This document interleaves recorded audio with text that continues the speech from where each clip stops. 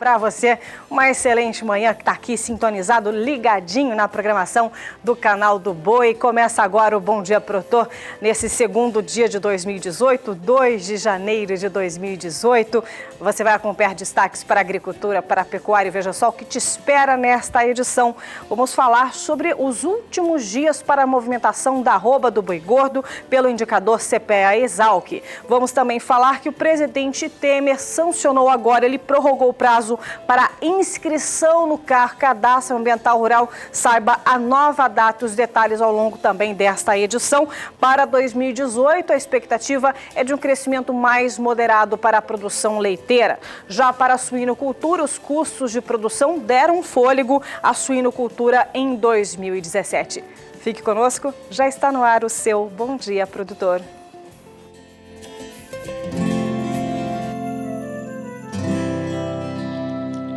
Acorda que o galo já cantou e o sol já vem fazer brotar mais um novo dia.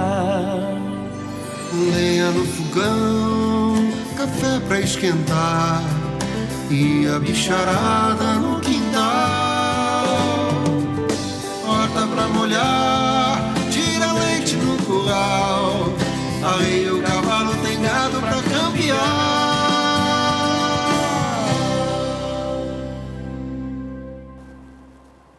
E eu começo essa edição já trazendo para você atualizações referentes ao Cadastro Ambiental Rural, o CAR. É que agora o presidente Michel Temer assinou na última sexta-feira, último dia útil também de 2017, um decreto que prorroga agora a data que vencia no dia 31 de dezembro para o próximo dia 31 de maio deste ano, o prazo para que os produtores rurais façam a sua inscrição no Cadastro Ambiental Rural. Saiba agora os detalhes, então, firmados nessa última sexta-feira. A adesão ao CAR, ao Cadastro Ambiental Rural, é uma das obrigatoriedades previstas no Código Florestal. Não é a primeira vez que o prazo é prorrogado. Quem não se inscrever poderá ser impedido de tomar crédito rural em agências bancárias, conforme a lei. Mais de 4 milhões de imóveis rurais já foram registrados agora também aqui no Brasil. Então, prorrogada a data, que seria agora no último dia 31 de dezembro, para o próximo dia 31 de maio deste ano de 2018. Para você que deixou para a última hora, não deixa para a última hora não, já aproveita e já faz, já fica aí muito tranquilo em relação à inscrição do Cadastro Ambiental Rural. Por aqui, eu trago agora valores atualizados. Nós vamos acompanhar como foi a trajetória dos últimos dias para a cotação da arroba do boi gordo pelo indicador Esalq-CPEA. E são esses números que você vai ver agora. Vamos para o indicador boi gordo, então, firmados do dia 20 até o último dia 28, que foi o último dia útil, então, pesquisado aqui pela instituição. No dia 21 de dezembro, R$ 146,95, caía 10 centavos no dia 22.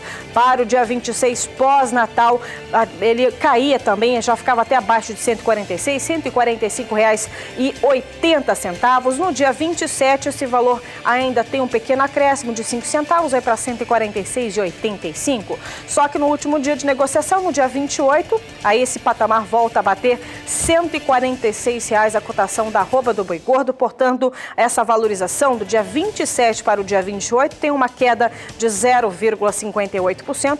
E no frigir dos ovos, para o acumulado do mês de dezembro, essa valorização foi de 1,21%. Agora, só para a gente poder finalizar também, eu trago a média do boi gordo, mas dessa vez o valor aqui, a média a prazo, tomando como referência a Praça de São Paulo. E são esses valores do dia 20 até o dia 28 que você tem aqui na tela do seu televisor. A gente observa aqui a movimentação também no dia 20, 147,27, no dia 21 o mesmo valor, para o dia 22, 147,65, aumenta um pouco essa valorização. Aqui para o dia 26, pós-natal também, cai um pouco, mas ainda assim fica R$ 146,36. No dia 27 volta a bater R$ 147,59, mas ele encerra no dia 28 a R$ 146,36. Portanto, temos aqui do dia 27 para o dia 28, temos uma leve queda de 0,18 e dessa forma nós acabamos então o mês de dezembro, último de 2017, com a média do boi gordo a prazo com referência no estado de São Paulo, com essa valorização de 1,51%. Chegando valores agora, veja para o boi magro.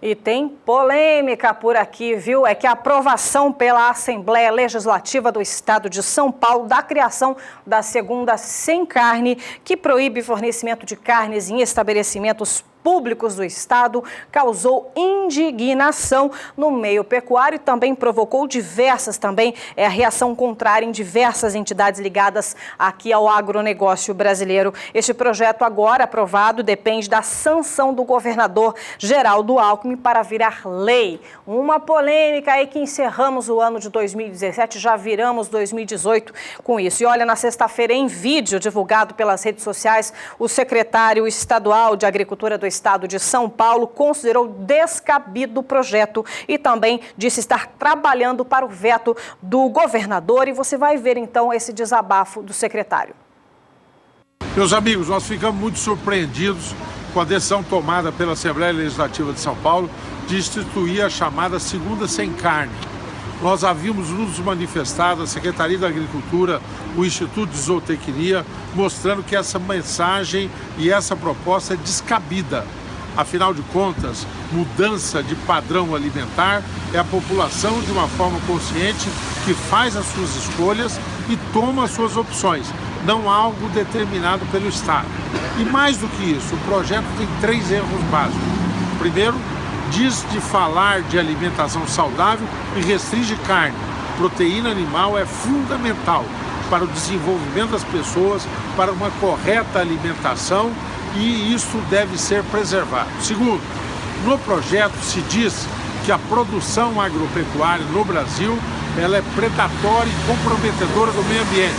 Nada mais equivocado. Nós fazemos uma produção agropecuária que é sustentável, tem regras claras e, portanto, nós defendemos isso com muito orgulho.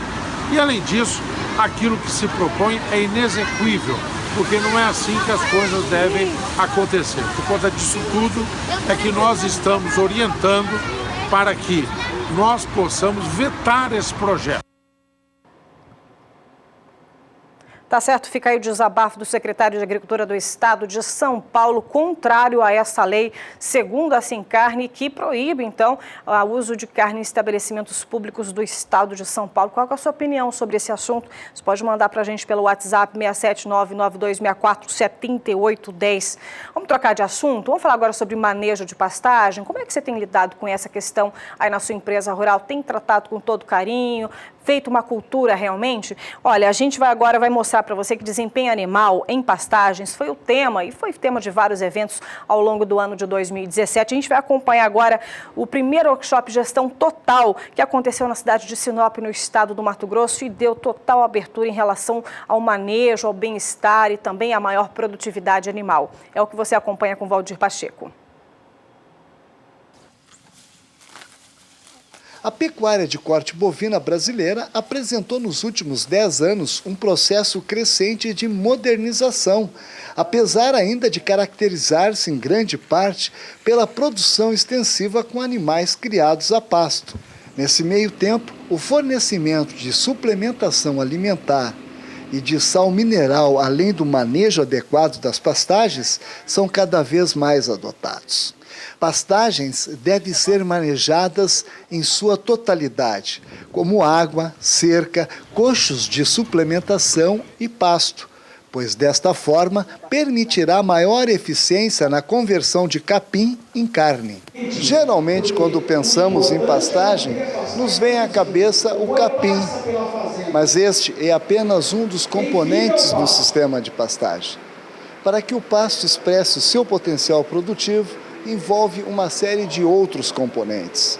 O capim ele vai ser aumentar a sua produção ou diminuir a sua produção em função de fertilidade do solo e em função das variações estacionais que existem no ano, como, por exemplo, primavera, verão, outono, e a seca, onde a gente tem a queda mais significativa. E é diante disso que o pecuarista tem que se planejar para essas situações. Tanto a situação de seca, que é a queda mais significativa, como as variações estacionais que vão existir entre primavera, verão e outono, né? Então eu tenho que entender o contexto como um todo, né? Todo o processo, solo, planta e aí depois ainda mais o animal nesse contexto, nesse sistema como um todo. Segundo ainda o zootecnista Josmar, que foi um dos coordenadores deste primeiro workshop, a suplementação é uma das regras nos sistemas de cria. Todos os animais devem estar muito bem suplementados com mineral e na quantidade correta todos os dias do ano. Uma vaca sempre tem que estar bem suplementada, todos os animais têm que estar suplementados com um suplemento mineral de qualidade. E aí tem os processos de suplementação estratégica, que aí a gente vai avaliar em termos de planejamento épocas do ano que a gente vai usar estratégias nutricionais diferentes, conforme a meta de idade de abate ou meta de idade de entore, ou no sentido até de melhorias na condição corporal daquela categoria animal que esteja no pasto. Então isso tudo é um planejamento, é um processo de estratégico mesmo, né? Participaram deste primeiro workshop produtores rurais e profissionais ligados à pecuária. Olha, ali há uma palestra, um treinamento e uma prática ao mesmo tempo é muito difícil. É muito difícil encontrar isso no mercado. Esse treinamento oferecido, ele aliou os dois.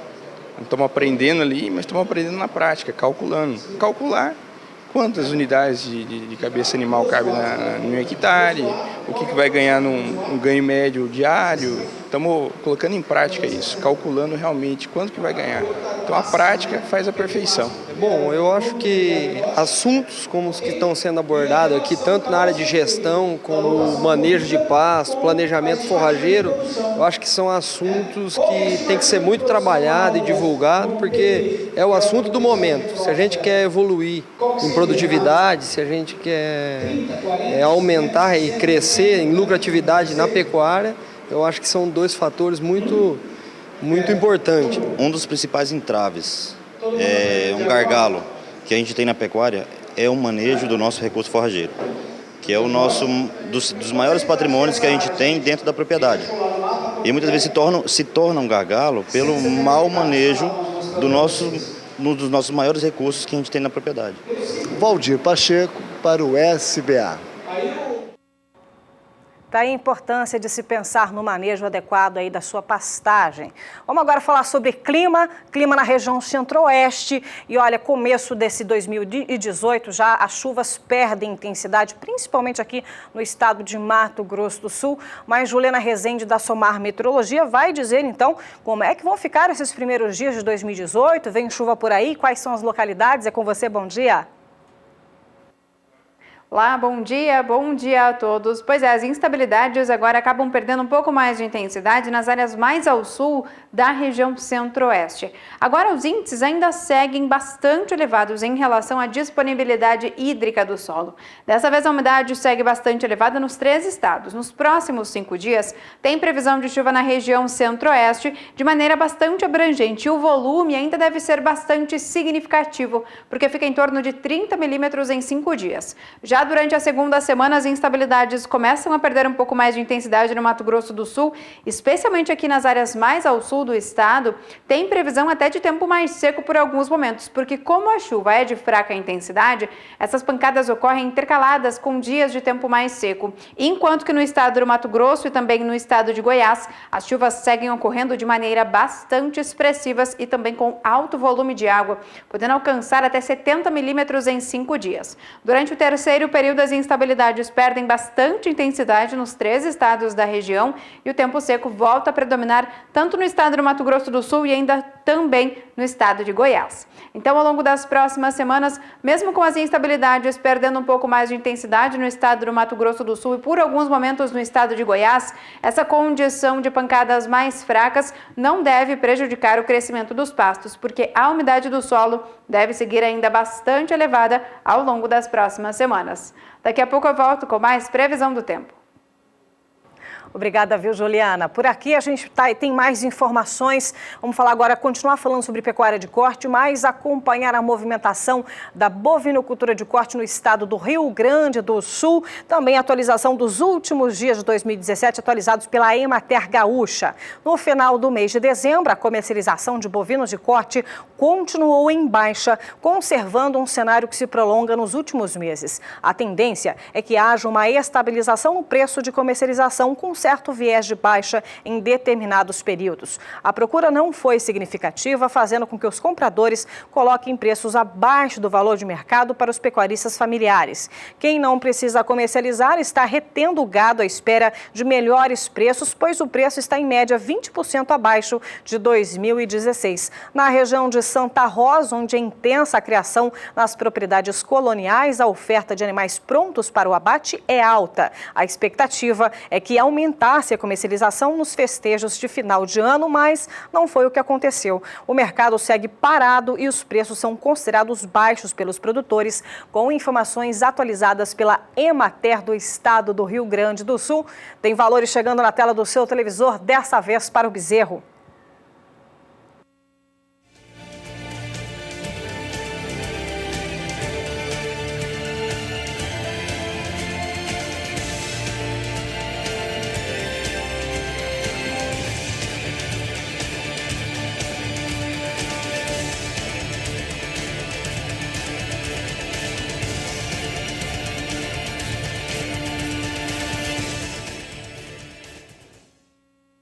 E olha, começo de ano é hora de acompanhar as melhores matérias e entrevistas divulgadas ao longo de 2017 pelo Bom Dia Produtor.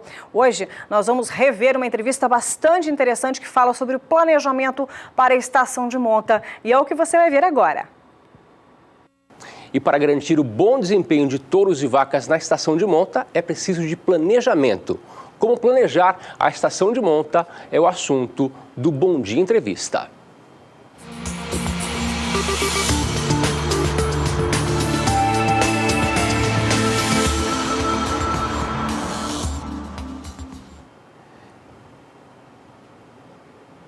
E para falar sobre a estação de monta, como se planejar para esse período, eu recebo o zootecnista da Real H, Leonardo Teodoro, que já está por aqui junto com a gente nesta manhã de terça-feira. Leonardo, muito obrigado pela presença aqui. Obrigado pelo convite. Leonardo, vamos falar sobre a estação de monta, vamos explicar para o pecuarista como que é importante se planejar para esse período. Primeiramente, eu quero te perguntar como que o pecuarista deve se preparar para a estação de monta? A estação de monta não é uma receita de bolo. A gente sabe que existe alguns meses mais adequados para a realização dessa fase reprodutiva. Bom, isso vai de novembro, outubro até janeiro, fevereiro, algumas regiões, até falando do centro-oeste, pode estender ou antecipar a esse período. O importante é o produtor saber mais ou menos nas suas características, na sua receita de bolo, na sua região, quais são as maiores meses em que ele tem oferta de forragem. Aí sim, atendendo a exigência do animal, score corporal, mais bem nutrido, ele consiga ter os melhores índices da reprodução. Mas normalmente, para o centro-oeste, isso gira em torno de outubro até janeiro, fevereiro, é a mais adequada, o mais usual para se colocar as fêmeas em desafio reprodutivo, seja por estação de monta, por monta natural ou pela IATF. Leonardo, vamos especificar mais para o pecuarista que está nos assistindo como que deve ser feito o planejamento. Fala para a gente assim, alguns itens necessários que são básicos para que ele comece a fazer esse período.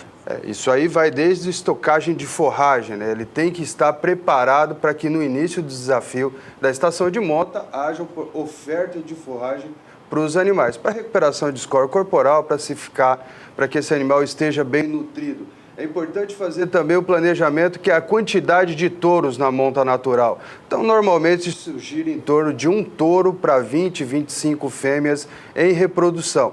Caso ele trabalhe com a IATF, com a inseminação artificial em tempo fixo, essa relação de número de touros por número de fêmeas em desafio reprodutivo pode ser reduzido. Uma boa suplementação mineral, e aí no caso a Real H vem ofertando isso para o produtor, mas principalmente é a disponibilidade de forragem para o animal. Fala pra gente se a estação de monta tem um período padrão, se tem uma época boa para iniciar, porque muitas vezes o pecuarista pensa que é uma receita de bolo, igual que você falou, e não é uma receita de bolo. Exatamente. Então, existe um tempo necessário que ele vai perceber que terminou aquele período e tem uma data certa para começar boa, uma melhor época? Como eu tinha dito, no Centro-Oeste, normalmente isso ocorre de outubro a janeiro, fevereiro. Algumas regiões, elas podem antecipar, alguns produtores gostam de trabalhar a partir de setembro, alguns produtores gostam de estender essa estação de monta além de janeiro, fevereiro, se estendendo até março, abril.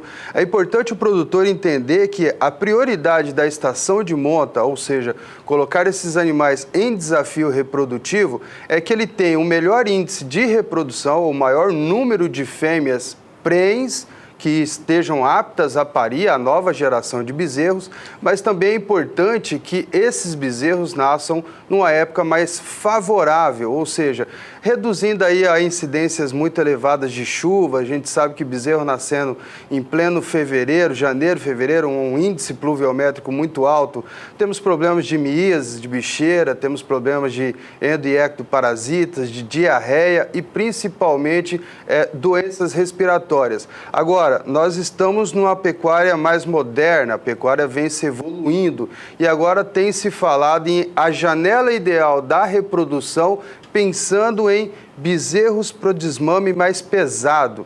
Muitas vezes o produtor imagina que tem que dar ração, creep feeding, para que esse bezerro desmame mais pesado, e a Real H vem trabalhando em cima do produtor, em que a adequação dessa janela de reprodução faz com que o bezerro, ainda no útero da fêmea, ainda em gestação, ele seja um bezerro com maior feixes musculares, com mais capacidade de ter um peso ao desmame e até a fase de abate. Vamos falar de vantagens agora. Quais as vantagens econômicas para o pecuarista que faz a estação de monta? O primeiro a estação de monta é ele saber aquela fêmea que está dando prejuízo para a atividade pecuária dele. Ou seja, quando você coloca uma janela de desafio de reprodução, nessa janela você consegue identificar aquelas fêmeas que realmente não estão em trabalho reprodutivo, elas estão consideradas vazias. E aí o produtor vai optar por dar mais uma chance a ela ou fazer a receita através do abate, o descarte dessa matriz. A segunda vantagem é realmente você concentrar o período de nascimento. Isso traz vantagens operacionais para a pecuária, principalmente a parte de mão de obra hoje, de funcionários, de equipe que realmente esteja intensivo no período de nascimento, cuidando desses animais, desses recém-nascidos, evitando miíases, bicheiras, doenças respiratórias, diarreias, tudo aquilo que pode penalizar o desempenho dessa futura geração desses animais. E aí, por terceiro, que você concentrando essa janela de reprodução, você traz benefícios não só para a matriz, para que ela tenha score corporal, para que ela realmente tenha condições hábeis de entrar em reprodução, mas também favorecendo uma época adequada de nascimento desse bezerro e trazendo toda a vantagem dele para ter um maior peso ao desmame. Tudo isso gera um pacote aí de benefícios para o produtor. Vamos falar agora sobre nutrição. A nutrição inadequada pode comprometer todo esse processo, porque ele pode se preparar, pode comprar semente de pastagens, pode se preparar, mas aí chega na parte da nutrição, ele não se preparou tanto como deveria. Isso pode comprometer todo o processo? Com certeza, a nutrição é fundamental, é um dos pilares para esse resultado na reprodução. Nós podemos falar desde uma suplementação errônea, em que ela realmente vai impactar total no índice reprodutivo. Nós temos aí algumas formulações que, erroneamente utilizadas, podem atrapalhar desde a fixação do embrião no corpo uterino desse animal. Então, o primeiro desafio, que é a fêmea entrar em fertilidade e emprenhar, já foi almejado. E aí, por um erro de oferta de suplementação, no momento de fixação desse embrião no útero, ocorre a morte embrionária. Aí o produtor vai ter aí o fundo de maternidade, aquela vaca que realmente não emprenhou. Um erro estratégico na oferta de suplementação vai impactar também no índice final de reprodução, no índice de prenhez dessa fêmea.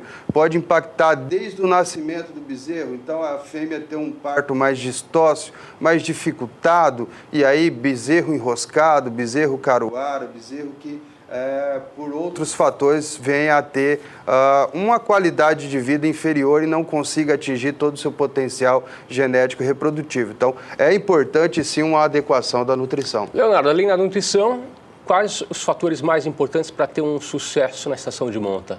Aí vem toda a parte reprodutiva, se o produtor está trabalhando com desafios de protocolos reprodutivos. Hoje nós estamos falando desde a inseminação artificial em tempo fixo, hoje já se fala de transferência de embrião em tempo fixo. Toda vez que você almeja índices mais elevados na reprodução, benefícios dessas tecnologias, você tem desafios maiores.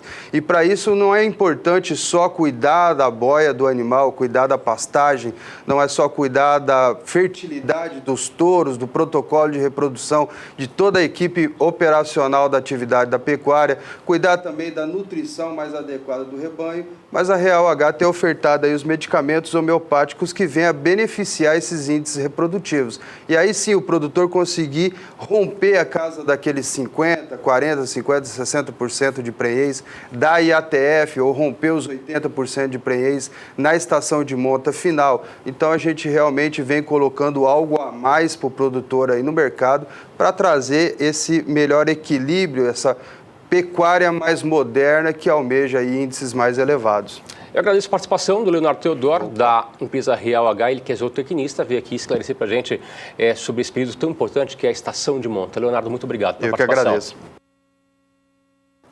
Muito bem, todos os detalhes para você ainda que tem dúvida ou quer fazer aí de forma diferenciada a sua estação de monta que ainda está em tempo. Por aqui nós vamos para um breve intervalo comercial, mas você vai ficar agora com a mensagem de final de ano, que nós convidamos personalidades ligadas ao agronegócio brasileiro para deixar uma mensagem otimista, já com vistas para 2018, e é o que você vai ver agora com a pecuarista Ainá Luísa Metelo, e eu volto daqui a pouquinho, vamos fazer uma retrospectiva de 2017 para o Complexo Carne com o analista João Pedro Cuti Dias, analista de agronegócio aqui do Canal do Boi. Eu volto já já. Espero que seja maravilhoso, com muitas chuvas, porque agora eu virei caçadora de nuvem, eu quero chuva. Excelente 2018 para todos nós, com muita chuva.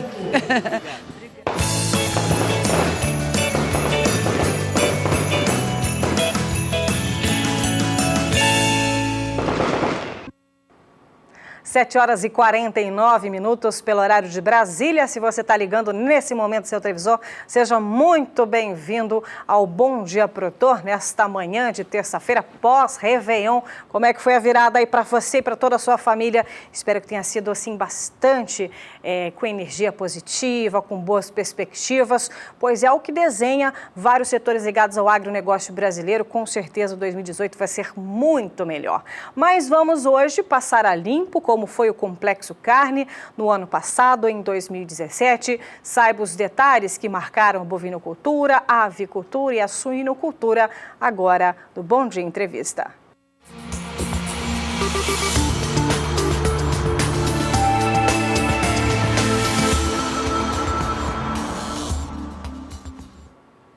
E para passar a limpo o ano de 2017 para o Complexo Carne, estamos recebendo aqui em nossos estúdios o analista de agronegócio do Canal do Boi, João Pedro Cuti Dias. Bom dia, João. Como é que foi de Réveillon? Foi tudo bem? Tudo tranquilo. Família, tudo bem. Saúde, bastante chuva, isso tudo é positivo. Vamos falar então, fazer uma retrospectiva. Vamos começar com a bovinocultura de corte. Um ano muito difícil, principalmente para o pecuarista, não é mesmo? Esse ano foi um ano que não vai deixar muita saudade, né? Você teve desde o início do ano uma série de problemas que afetaram a bovinocultura. Não da porteira para dentro, da porteira para fora. Você teve lá em março aquela operação carne fraca que foi um desastre. Um desastre para a imagem do Brasil. Lá fora ficou uma imagem péssima para o Brasil, nossos concorrentes usaram e abusaram disso. Houve um reflexo, no dia 21 de março, o mercado de boi no Brasil inteiro não tinha preço, parou o mercado. Mas também teve um fato positivo, mostrou a maturidade do setor. O setor não se apavorou, não houve uma corrida para vender, não, palma, vai voltar. Nós aqui mesmo comentávamos na época que quando havia uma sequência de países proibindo a importação de carne ou suspendendo a importação de carne do Brasil. Falaram, isso aqui é uma questão temporária, é uma questão de dias, volta ao normal, porque eles não vão ter onde buscar. O Brasil tem uma tradição de fornecer produtos bons, não é por causa de umas bobagens que meia dúzia de pessoas querendo aparecer na imprensa fizeram. Falaram um monte de bobagem que depois ficou comprovado que não eram verdades. E o que aconteceu? Realmente, você teve um problema, mas a partir de abril voltou aos países. Eu lembro que quando a China e Hong Kong suspenderam as importações, aí complicou, porque a China continental e Hong Kong respondem por 35% a 38% das importações de carne bovina, quase que 100% dos miúdos. Então o mercado deu uma travada. Mas a partir daí ele começou a voltar ao normal, até a delação dos irmãos Batista, que o grupo JBS responde aqui no Centro-Oeste, em média, Mato Grosso do Sul, 45% dos abates, Mato Grosso 50%, em Goiás muita coisa, né, 34%. João? A hora que eles suspendem, a delação, criou aquele ambiente péssimo no mercado, porque eles passaram a adotar uma política de comprar com prazo, e simultaneamente a isso, você não tinha condições de descontar do promissório. E se porventura fosse descontado, teria que dar aval do pecuarista. Então criou uma situação extremamente complicada. Mas o mercado foi se ajeitando, o JBS começou a desimobilizar ativos, o mercado os bancos prorrogaram as operações, então as coisas começaram a voltar ao normal. Então, na realidade, o setor o mais atingido foi a pecuária de cria. Por quê? Porque quando você pega o trimestre de março, abril e maio, é época de venda de bezerro, época de venda. Então, esse mercado sentiu. O preço do bezerro caiu de Mato Grosso de 1.350, veio para Mato Grosso do Sul para menos de 1.000, e o mercado travado. Por quê? Porque à medida que o pecuarista não vendia o boi gordo, não vendia o animal pronto para abate, ele não repunha animais. Então o mercado deu uma travada. O pecuarista de cria o que mais sentiu, e isso o reflexo foi a queda nos preços dos animais de reposição. Já no segundo semestre, auxiliado pelo câmbio que melhorou, auxiliado pela recuperação econômica do Brasil. O Brasil passa daquela situação de recessão no governo Dilma, e que repercutiu ainda em 2016, para um período que começa a haver uma recuperação e a economia brasileira começa a mostrar sinais de reaquecimento. O consumo começou a aumentar no Brasil, voltar a crescer, que ele tinha caído muito em função da recessão. Aí o mercado interno absorvendo, você não teve nenhum momento que o frigorífico está com escala cheia para 2 semanas. Não, as escalas sempre foram curtas, não havia uma oferta excessiva de animais prontos para abate. E simultaneamente a isso, no segundo semestre, você teve um aumento expressivo nas exportações. Em setembro nós falamos em 120 mil toneladas de carne. Então o mercado começou a absorver, o mercado externo voltou ao normal. Você teve um câmbio que ele deu uma pequena melhorada, chegou a bater 13,36, 13,35, voltou para 13,27, 13,28, um pouco melhor que estava no começo do ano. Então, na pecuária bovina, o segundo semestre, a situação começou a voltar ao normal. Porém, ainda com preços menores que 2016. 2016 os preços ainda foram maiores que 2017. O mercado de reposição começou a mostrar sinais de reaquecimento, ou seja, começou a voltar ao normal. Esse ano, 2017, era um ano que haveria um aumento de oferta de carne. Por quê? Porque você teve retenção de fêmeas 2014, 2015, e esses animais que ao invés de serem abatidos como novilha, como animais novos, eles acabaram ficando na cria. Então haveria uma oferta maior de bezerro e, consequentemente, uma necessidade de descarte maior de vaca. Então, o mercado, mesmo assim, o mercado fechou o ano com patamares razoáveis. São Paulo, o indicador 147, porém, esse ano foi um ano que você teve muita oferta de gado com preços acima daqueles que a gente normalmente adota como referência, seja o CPEA, o indicador B3 lá da Bolsa. O mercado, o JBS mostrou claramente isso, ele comprava animais a um preço maior, já que ele comprava com prazo de 30 dias e havia a avaliação de risco dele, o rating dele era meio complicado. O pessoal ficava, será que vai dar problema, será que vai pedir recuperação judicial e tal. Passou-se o ano, você está numa situação agora entrando no 2018, com reflexo. Primeiro, a questão da recuperação econômica. A previsão é que se o Brasil conseguisse aprovar a reforma da Previdência, o país poderia crescer 3%. 3%. Então, cada 1% que cresce no PIB, você tem um aumento próximo a 2% no consumo de carne. Você começa a ver esse aumento em consumo de carnes em todas as carnes, seja suíno, aves e frango e bovino. Então, você vê isso. Então, você tem em 2018 uma situação dessa. Você passou o ano 2017 com uma oferta muito boa de milho. Você teve uma produção recorde, próxima a 97 milhões de toneladas. A primeira safra foi boa, a segunda safra também foi boa.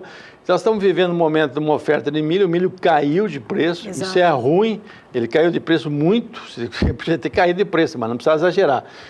Quando você viu o milho, ele faz parte de todo o processo, não apenas para bovino, bovino até que menos consome, mas principalmente para carnes brancas, seja frango, seja suíno, seja poedeiras, ovos, etc. Então o milho pesa muito. No frango é 50% o custo. Então você teve uma oferta boa durante o ano de milho, as exportações reagiram, apesar da questão do preço no porto ter sido barato, R$ 32 reais por saco, mas o pessoal acabou exportando alguma coisa próxima, deve sair hoje o relatório final de 2017, mas uma coisa próxima a 28 a 29 milhões de toneladas. Isso ajudou a enxugar um pouco o mercado de milho. Agora, no segundo semestre, houve uma recuperação, nós estamos mostrando sempre os indicadores e mostrando os preços futuros do milho com uma pequena melhora.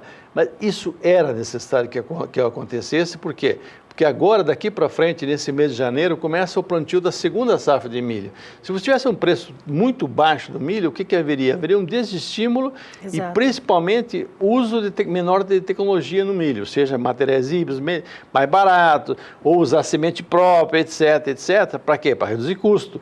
Já que o preço do milho, Mato Grosso chegou a bater R$13 por saca de milho. Não paga os custos. Não fecha a conta, Não fecha a conta.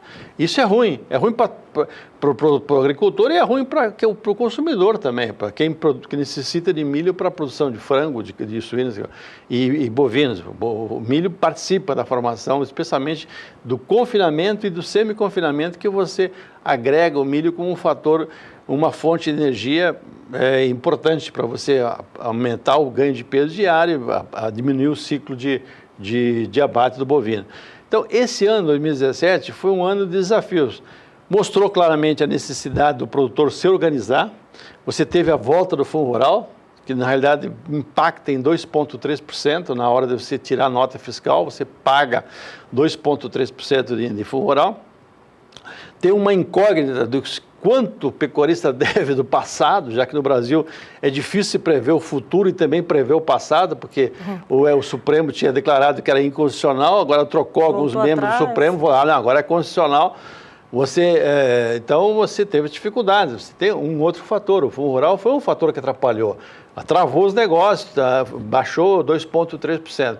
Então, o ano 2017 foi um ano cheio de desafios. Esperamos que 2018, com o país voltando a crescer, aumentando o consumo interno e consolidando os mercados que nós abrimos, como o caso especialmente da China. Não foi aberto em 2017, mas foi aberto um pouco antes, mas esse ano a China entrou pesado. Né? O Brasil foi o segundo player do Brasil na importação de carne bovina. Então, é importante de consolidar esses mercados. Um outro fator importante no caso da pecuária é a questão da fiscalização, ou seja, nós lavamos roupa suja para o mundo inteiro e há uma necessidade de haver um trabalho mais intenso nisso aí. E a fiscalização não precisa ser uma punitiva, ela tem que ser uma fiscalização de orientar, pegar o que está acontecendo no resto do mundo, trazer permanentemente. E por que não fazer auditorias? Auditoria, inclusive, em cima da própria fiscalização, para que não haja nenhum malandro querendo dar uma lei de Gerson, levar vantagem. Não pode haver isso. Por quê? Porque compromete o trabalho de milhões de pessoas no Brasil. A cadeia da pecuária bovina é muito grande no Brasil. Você vê os municípios no Brasil, muitos municípios que dependem do mercado de da venda do gado. Exato. Se você tiver uma retração, uma crise ou qualquer suspensão das importações, derruba preço, para a atividade, o pecuarista fica sem recurso para investimento, a margem dele, que já é pequena, encolhe mais. Então, esse é o desafio. E isso é a mensagem que nós estamos falando para vocês que estão assistindo. Se organizem, juntem-se no seu sindicato, na sua associação, trabalhem. O Brasil precisa, e a nível Brasil, nós precisamos de ter uma marca Brasil. Nós temos que ter mostrar para o mundo o que nós fizemos. E bem feito, modéstia à parte, o Brasil faz bem feito. Ou seja, a gente produz um animal que a maior parte do tempo é em cima de capim, em cima de pastagem. É um animal verde e amarelo. Na última estágio, dá um suplemento, dá um confinamento, etc. Mas a grande parte é no verde. Essa é uma carne que tem sabor, que tem sanidade, não tem antibiótico. Nossas carnes, raramente você vai encontrar resíduo de antibiótico. Por quê? Porque não é o animal é um animal sadio, ele está no ambiente natural dele, sem necessidade de usar antibiótico. Coisa que outros países do mundo não podem dar o luxo de fazer isso. Um concorrente pesado do mercado internacional são os Estados Unidos. Mas lá nos Estados Unidos, por exemplo, uma carne sem antibiótico, ela vale 30% mais do que a carne normal. Ou seja, isso o Brasil teria que aproveitar, esses nichos, mostrar para o mundo como nós produzimos e de que maneira e a qualidade que nós temos. Eu sempre gosto de dar um exemplo, Helene. Eu já acompanhei algumas missões chinesas aqui no Brasil. Quando ele leva a chinesada numa churrascaria rodízio, dá gosto de ver. Não tem um espeto que eles não mandam descer, de ver aquele olhar de felicidade, comer uma coisa gostosa. Isso, saborosa, né? Isso nós temos que mostrar para o mundo. O mundo precisa saber disso, porque lá fora falam mal da gente usando as coisas que acontecem aqui no Brasil por maus brasileiros, que não é regra, é uma exceção. Outra coisa, a questão política. Um fato positivo, parece que o ministro Blairo Maggi, e aí nesse governo começa a se consolidar, os superintendentes que cuidam da fiscalização dos estados não serão mais indicados por partidos políticos. Não pode. Isso é uma questão técnica, é uma questão de responsabilidade. Não é porque um cara foi candidato a deputado que dá um prêmio consolação para ser superintendente. Não. Temos que botar gente capaz, séria, e cobrarmos permanentemente isso aí, porque é fundamental para o setor. Um trabalho bem feito deles é uma garantia que vai ter mercado para a nossa carne, vai ter garantia que vai ter um preço justo, que podemos escoar a produção, que você pode investir, que o futuro vai te remunerar. Muitas informações, era para a gente ter tocado em suinocultura e avicultura, mas o tempo já acabou. Ixi. É bem rapidinho, realmente, quando o assunto rende, a gente nem vê o tempo passar. Mas esses são os principais destaques de 2017, já com vistas para 2018, com ótimas perspectivas. Com certeza o cenário vai ser bem melhor, né, João Pedro? Se Deus quiser, esperamos que não tenha nenhuma quinta coluna fazendo um trabalho contrário dentro do Brasil, né? E que cada um de nós, e aí o papel também do senhor e da senhora que estão assistindo, cuidado, o que nós pudermos fazer para melhorar, vamos fazer. Vamos aplicar um antiparasitário? Vamos. Qual é o período de carência? 28 dias? Vamos respeitar 28 dias. Na hora de fazer vacinação... Não está aquele jeitinho brasileiro, né? Não pode não fazer completo, fazer só metade. Exato. Vamos fazer a coisa bem feita. Como é que eu posso reduzir o custo da minha roupa para poder enfrentar períodos difíceis? É um bom pasto, manejar um bom pasto. Eu vou procurar, hoje aqui nós mostramos toda hora casos de sucesso, mostrando alternativas de uso de pastagens tropicais, de pastagens de clima temperado. Usar isso é uma vantagem que o Brasil tem. Vamos usar isso para nosso bem, para a nossa produção, para baixarmos os custos, para tornarmos mais competitivos. E que tem condições de enfrentar as adversidades que vão ocorrer. Não vamos nos iludir, não. Muito obrigada, viu? João Pedro Cuti Dias, analista de agronegócio aqui no Canadá, e passando a limpo para a bovinocultura de corte em 2017. Muito obrigada, João. Feliz 2018 para você, para toda a sua família, para todos nós. E falando em todos nós, vamos deixar agora uma mensagem para você do Hoover Lemos, da HL Leilões e Leilopec. Mensagem de começo de ano para você, para incentivar, para que realmente 2018 seja um ano bastante produtivo. Eu volto em 2 minutos. Aos amigos, clientes, parceiros, gostaria de desejar a todos um Feliz Natal e um ano novo repleto de realizações. são os votos de HL Leilões e Leilopec, e que venha 2018.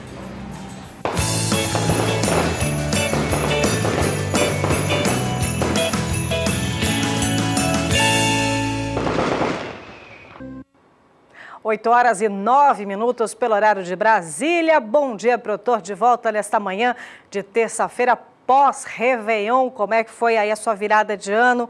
Com certeza esse ano promete ser bem melhor que 2017, não é mesmo?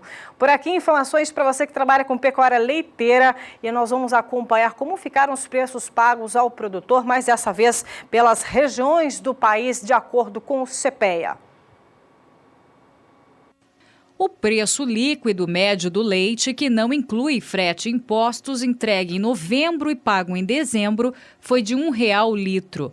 Uma leve alta de 0,03% frente ao mês anterior e de 18% se comparado a dezembro do ano passado.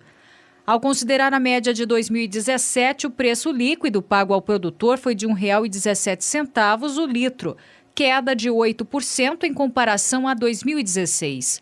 Ainda que a média nacional tenha se mantido estável, a situação do mercado foi diferente em cada estado, em função do delicado equilíbrio entre oferta e demanda. Devido ao período de festas de fim de ano e férias escolares, as negociações não se aqueceram.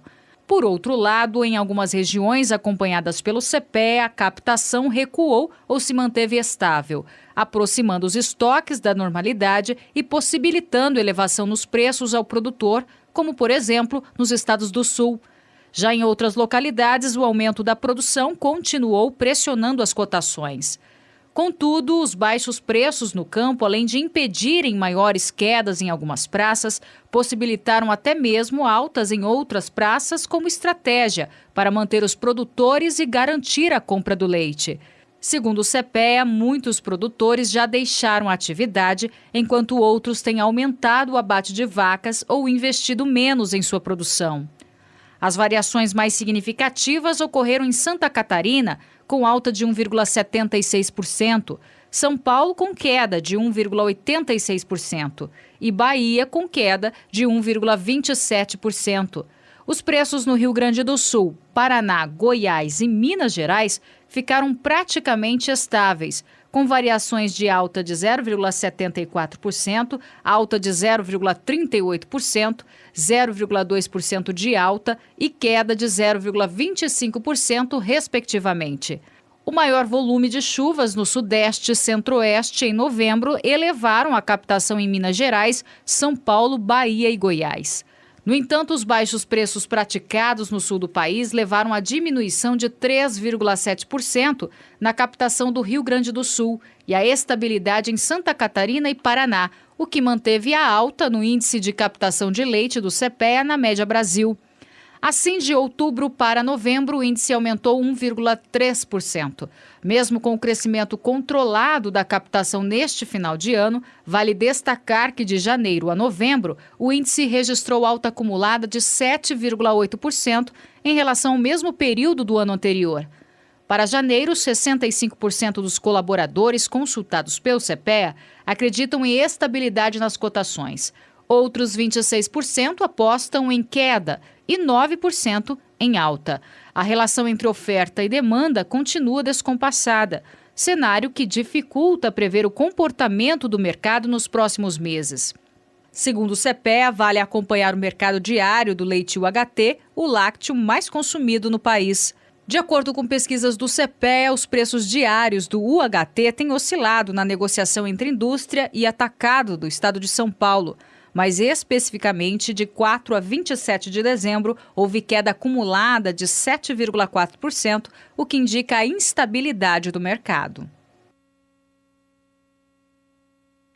E por aqui, perspectivas para o ano de 2018 e já para esse primeiro mês de 2018, a expectativa é de manutenção nos preços, mas as cotações devem ter uma reação a partir do mês de fevereiro. Vamos ver então qual a perspectiva para este ano. Para este ano de 2018, a expectativa é de crescimento comedido na produção entre 1,5% a 2%, ou seja, abaixo do registrado em 2017, mas dando continuidade ao aumento da produção interna. Para o consumo interno, espera-se uma retomada do crescimento, porém em ritmo mais lento que observado antes da crise. Estima-se ainda uma ligeira retomada da demanda interna por produtos de maior valor agregado, como iogurtes e leite condensado, entre outros. Alguns indicadores econômicos deverão colaborar para este cenário, tais como a queda da taxa de desemprego e o avanço do Produto Interno Bruto, o PIB, além de outros indicadores de crescimento da economia. Acredita-se ainda em uma amplitude maior das altas de preço para o produtor no primeiro semestre deste ano, frente ao verificado no mesmo intervalo de 2017. Para o pecuarista, a situação é de cautela, já que a atividade vem de 2 anos de margens apertadas e prejuízos em muitos casos. O custo de produção maior vai exigir planejamento para a compra de insumos. Ouviremos falar mais sobre o clima também depois de 2017 favorável em termos de chuva. Portanto, a continuidade ainda do que estava no final de 2017, boas perspectivas para 2018, mas de forma mais lenta. Falando em leite, vamos acompanhar a cotação do litro do leite nas principais praças produtoras aqui do país.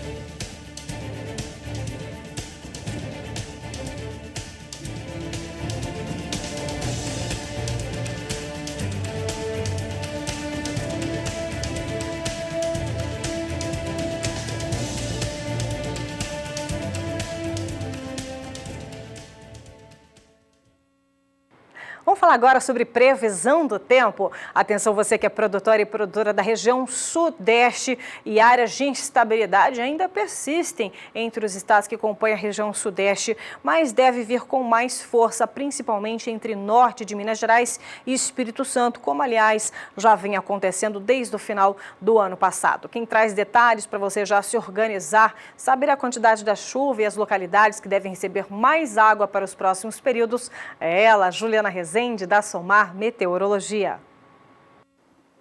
Com as instabilidades migrando cada vez mais para as áreas mais ao norte do Brasil, o norte de Minas Gerais e também o estado do Espírito Santo é que devem receber as pancadas mais fortes, e essas pancadas têm potencial sim para aumentar a disponibilidade hídrica do solo. Dessa vez os índices ainda seguem elevados, especialmente em São Paulo e metade sul mineira. Aqui no norte de Minas Gerais e também no Espírito Santo é onde a umidade do solo está um pouco mais baixa na região sudeste, mas não apresenta riscos para o crescimento dos pastos.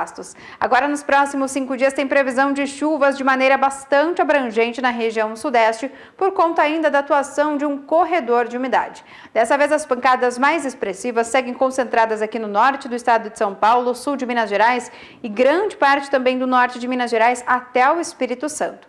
Durante a segunda semana, as instabilidades agora no sudeste voltam a migrar um pouco mais para as áreas centrais. O norte de São Paulo, metade sul mineira, é que ainda recebem as pancadas mais significativas, e o volume fica em torno de 30 até 50 milímetros em 5 dias. Durante o terceiro e último período, as instabilidades agora perdem bastante intensidade na maior parte do país e também na região sudeste. Mas dessa vez, ainda tem previsão de chuva abrangente, especialmente no estado de São Paulo, metade sul mineira e toda essa faixa leste da região sudeste. As instabilidades perdem bastante intensidade no norte e também na faixa oeste do estado de Minas Gerais. Então, ao longo das próximas semanas, como ainda tem previsão de chuva e ainda com forte intensidade nas principais áreas de pastagens da região sudeste, os pastos devem conseguir manter bom ritmo de crescimento e também bom potencial produtivo. Daqui a pouco eu volto com mais previsão do tempo. Obrigada, viu, Juliana, pelas informações importantes para os produtores desta região. Agora, falando em leite, a Cemex do Brasil levou um grupo de produtores para uma série de visitas a fazendas produtoras de leite lá no Canadá, nas províncias de Quebec e também Ontário. Foram 11 propriedades que se destacam pela alta produtividade e melhoramento genético. E claro, o Canal do Boi fez parte desse tour canadense e é o que a gente vai ver na reportagem de Jorge Zaidan e Valdec de Souza.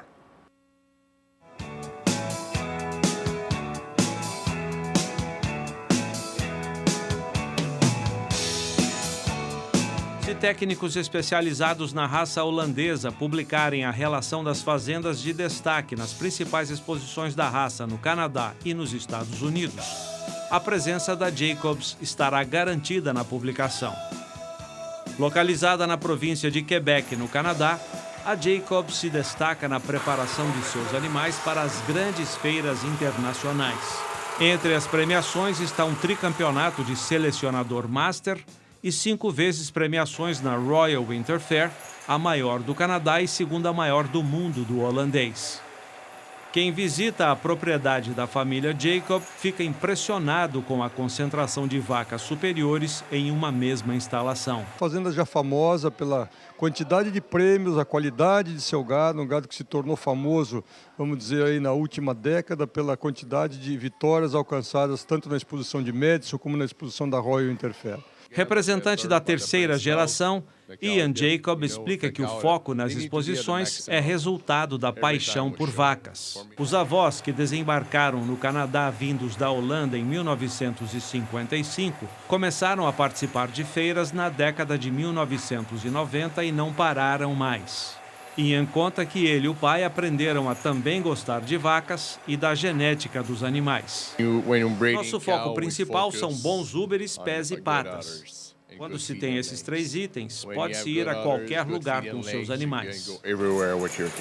Os touros mais usados são Impression e Unix, porque, segundo Ian, transmitem às crias as características que a Jacobs considera mais importantes na conformação do rebanho e na produção leiteira. A receita da fazenda se divide assim: 50% vem da venda de leite e os outros 50% da venda de vacas.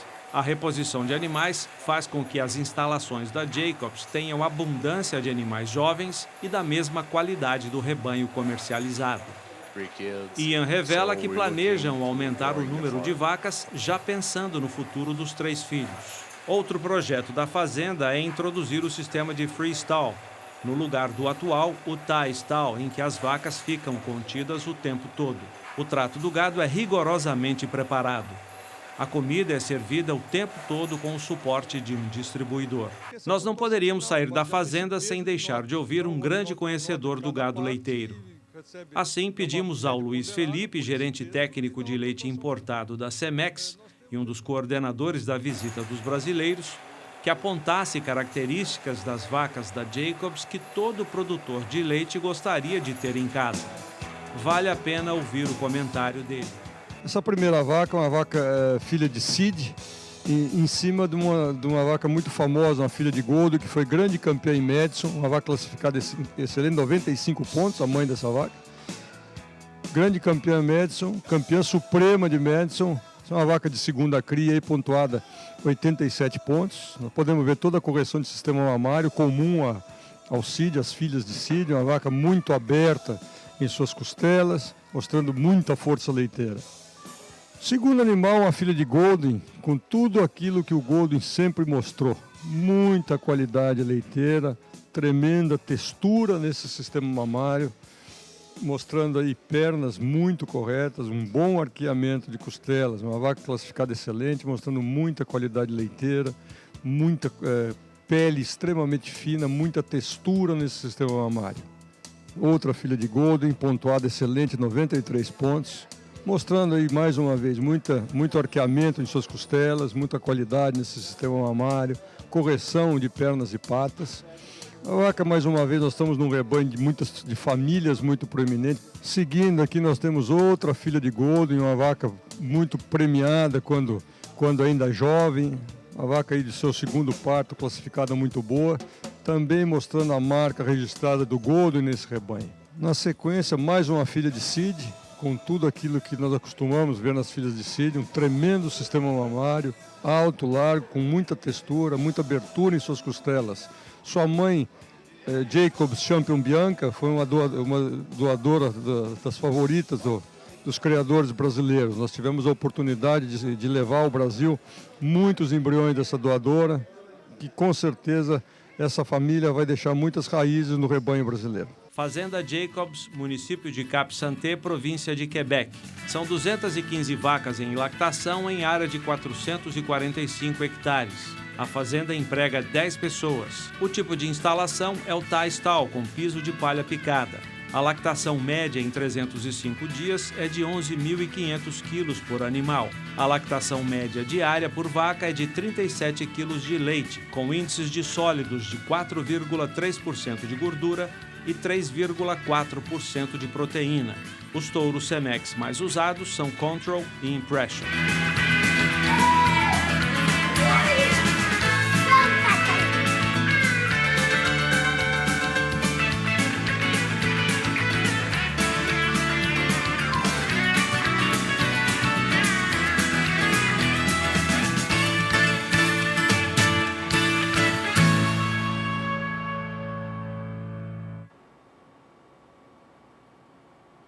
É a Cemex Brasil trazendo informações importantes para você que trabalha com a pecuária leiteira, dando esse giro internacional e mostrando também a importância dessa prática, usando tecnologia e muita informação lá no Canadá, trazendo essa informação aqui para a gente aqui do Brasil. Falando agora em empresa parceira, também um importante detalhe é a pastagem. Você tem escolhido muito bem as sementes forrageiras aí da sua empresa rural, pois nós temos aqui um grande parceiro que é Germipasto, que ao longo do ano de 2017 sempre trouxe informações importantes, dicas valiosas e também novas cultivares e lançamentos. Mas você, quando a gente fala sobre pastagem, você sabe qual que é a profundidade ideal, principalmente para o plantio das sementes forrageiras? Se você tem dúvida desse detalhe importante, veja agora em Embrapa Gado de Corte, conta tudinho para você.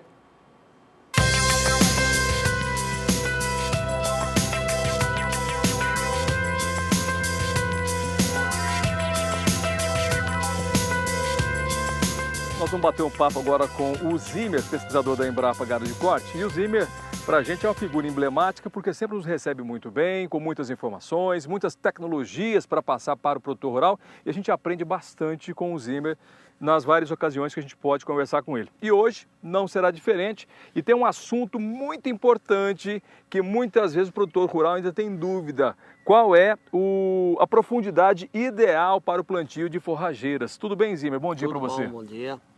É importante o produtor estar atento para fazer uma boa semeadura da pastagem, que essa semente esteja incorporada ao solo.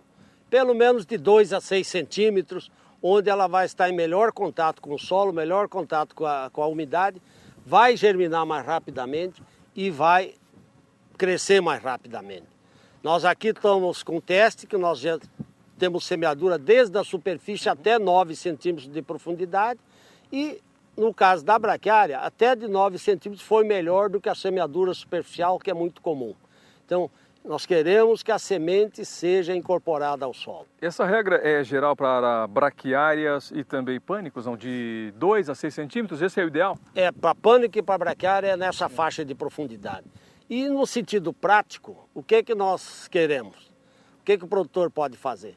Ele faz essa incorporação num plantio convencional, distribui a lança, incorpora com a grade niveladora ou regula a semeadura que ele tiver para atingir essa profundidade de semeadura, né? Que as semeaduras superficiais se corre muito risco. Se houver falta de chuva, ela não vai ter umidade para germinar. E essa superfície do solo, como agora, nós estamos aí quase no meio-dia, ela atinge até 60 graus de temperatura. Essa superfície, esse centímetro superficial, é o ambiente mais hostil para a semente. Isso são experimentos que nós vemos conduzindo desde 79 aqui na Embrapa Gado de Corte.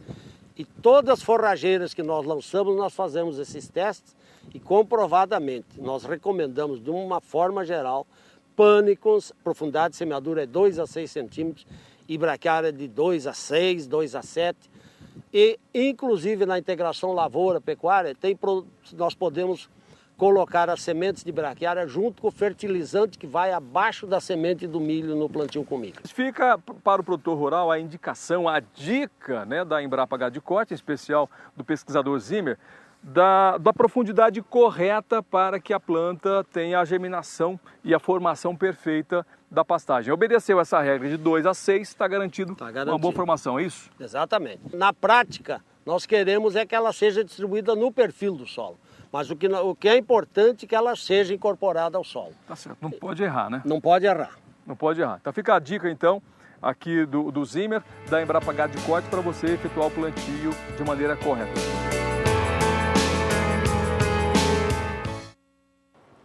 E para incorporar melhor essa semente ao solo de forma mais eficaz, otimizada e também com redução de custos, existe também a semeadora VDTEC, que já está agora na próxima geração, agora é a VDTEC Multi.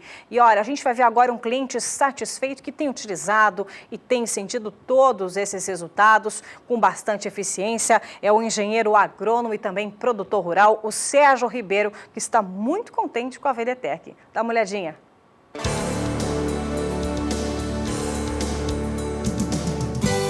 Até hoje eu estou satisfeito com o serviço da Germe Pasto.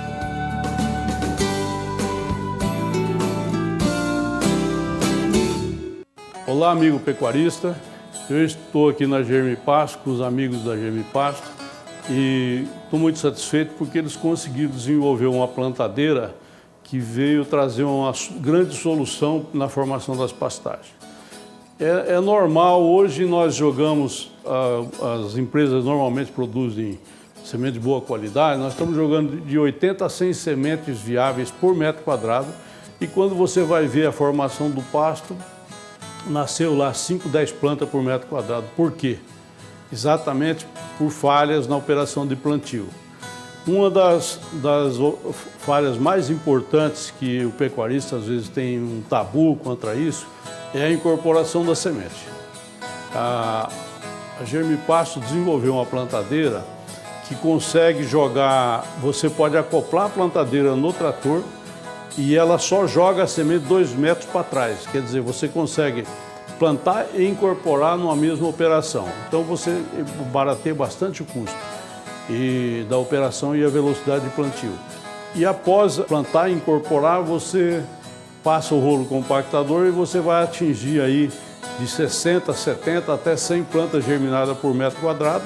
E todos nós sabemos que quanto mais planta germinada, menos guanchuma, menos praga de pastagem, e maior produtividade do pasto. Então é muito importante esse trabalho que a Germe Pasto fez, desenvolvendo essa plantadeira de alta precisão e, no meu modo de ver, baixo custo, porque ela economiza de semente e melhora a qualidade de plantio e ela pode ser usada vários anos. E além de economizar uma operação de incorporação, porque ela faz as 2 operações em uma só, então eu acho que é altamente viável a aquisição dessa plantadeira e efetuar o plantio com ela. E com isso eu sou mais um cliente satisfeito da Germe Pasto.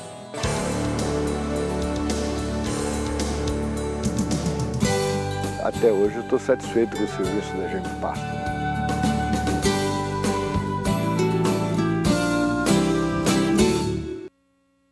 Mais eficiência para a semente aí para ser incorporada ao solo, você viu com o uso da VDTEC, o cliente satisfeito, o Sérgio. Um abraço para o Sérgio também. Nós vamos agora para um breve intervalo comercial, mas é bem rapidinho, tempo de você beber um golinho de café. Enquanto isso, você vai ficar com a mensagem de final de ano, agora já com perspectiva para 2018, do deputado federal, o Pedro Chaves, e nós voltamos daqui a pouquinho. De muita alegria, falo no canal do Boi, para fazer um balanço sobre o ano de 2017, em que pese todos os problemas que nós tivemos, problemas políticos, eles não afetaram fundamentalmente as atividades aqui no Congresso Nacional. Aprovamos diversos projetos importantes para o país, o que trouxe, na verdade, uma recuperação. Hoje nós temos uma taxa de juros baixa, nós temos uma Selic baixa, inflação também baixa, isso significa desenvolvimento. Estamos começando a retomar desenvolvimento. Isso graças ao agronegócio. O agronegócio tem colaborado muito para esse crescimento e continua crescendo. Temos os maiores índices de produtividade do país, Mato Grosso do Sul. É um exemplo realmente para toda a nação brasileira. E isso tem sido citado diversas vezes, não só pelo presidente Temer, como por todas as autoridades. Onde tivemos aí o presidente da Bolívia, Evo Morales, que elogiou muito o Brasil nas suas atividades, principalmente atividades relacionadas com a agricultura. Eu estou muito feliz com isso, tenho colaborado bastante, tudo aquilo que é possível a gente vem fazendo e o Brasil é um país totalmente viável, depende de nós brasileiros. Eu quero aproveitar essa oportunidade para desejar a todos os brasileiros de Mato Grosso do Sul, mas também de todos os estados, um Feliz Natal, um Ano Novo próspero, que Deus possa continuar iluminando os nossos passos, que a gente continue trabalhando de forma muito determinada, com amor ao próximo, é hora de reaproximação, que a gente evita as divisões, para que a gente faça um pacto pelo crescimento e progresso desse país, que é tão lindo, é tão forte e cheio de potencialidades, que todas elas possam, na verdade, ser desenvolvidas para o bem-estar da população. Então era isso que eu gostaria de dizer e agradecer ao Canal do Boi pela oportunidade.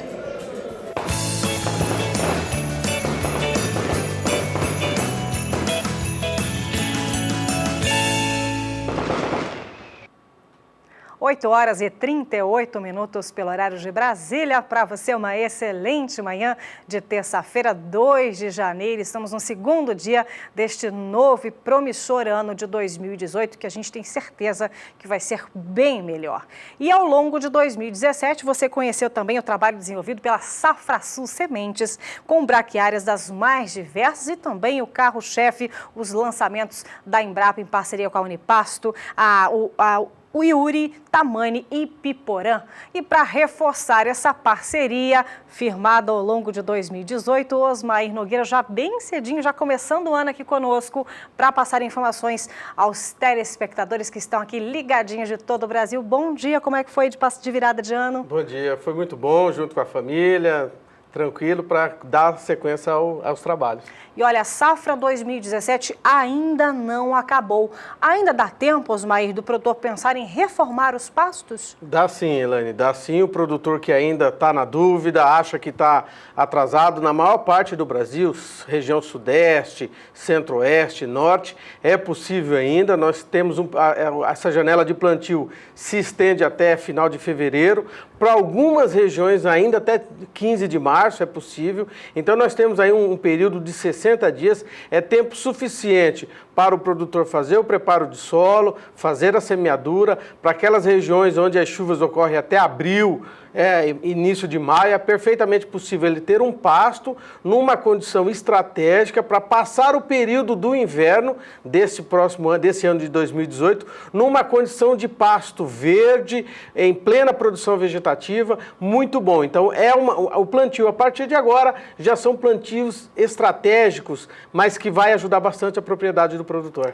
Osmair, vamos reforçar então essa informação. Até que mês o produtor pode semear? Na maioria dos estados da região sudeste, centro-oeste e norte, até 30 de fevereiro é perfeitamente possível.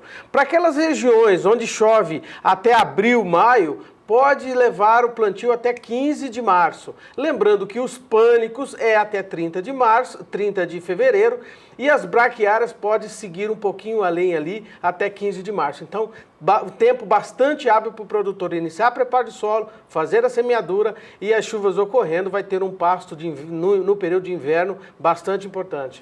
Osmair, a nossa audiência na região Nordeste é bem grande, sempre recebemos aí mensagens de muitos telespectadores. Vamos reforçar então a região Nordeste, que o período de plantio começa em março, como você disse há pouco. Ele já deve estar atento então para a aquisição de sementes? Exatamente. A região Nordeste, que é um regime de chuva um pouco diferente da região do Brasil Central, a condição de chuva começa a partir de março, então o produtor é um período mais curto, uma janela menor de plantio, é março, abril, maio e junho. 4 meses só, bastante apertado. Lá tem um índice pluviométrico mais baixo do que na maioria do restante do Brasil. Então, o produtor tem que estar atento. Quando iniciar o período de chuva, já tem que iniciar a semeadura. Então, para o produtor do Nordeste, já é importante iniciar as compras de semente, a aquisição de semente a partir de agora. Vai receber a semente aí na sua cidade, na sua fazenda, e quando iniciar o período da chuva, já faz a semeadura, porque é importante que essa semeadura seja bem no início das chuvas, para que o processo vegetativo da planta se desenvolva com bastante qualidade, com bastante vigor, e ele tenha pasto bom ainda para o restante do ano. Então, para o pessoal do Nordeste, o momento de aquisição é agora. E me tira uma dúvida, você disse há pouco que algumas localidades vai até abril. Que localidade é essa? Não, tem umas regiões no sul do Mato Grosso do Sul, região do Paraná, onde ainda tem chuvas até abril. No Rio Grande do Sul, a chuva se estende por todo o período do inverno, mas lá não é importante não fazer semeadura nessa época do ano. Então, o sul do Mato Grosso do Sul, uma região de São Paulo, norte do Paraná, a chuva se estende um pouquinho mais, dá tempo ainda de fazer essas... E também no Nordeste, na região norte do país, Rondônia, Acre, Mato Grosso, onde o regime de chuva lá é bastante amplo e a janela de chuva é bastante larga, então lá também é possível fazer o plantio um pouquinho mais tarde. Agora me diz uma coisa, qual que é a perspectiva então para a produção, para a safra 2018, Osmair? Os campos já foram estabelecidos, campos de produção de semente de pastagem, então está em processo de germinação e alguns já em processo vegetativo. Aparentemente, a produção de semente parece que vai ser uma produção normal. O produtor não precisa, neste momento, se preocupar com semente para a próxima safra, para plantio a partir de setembro, outubro, novembro de 2018.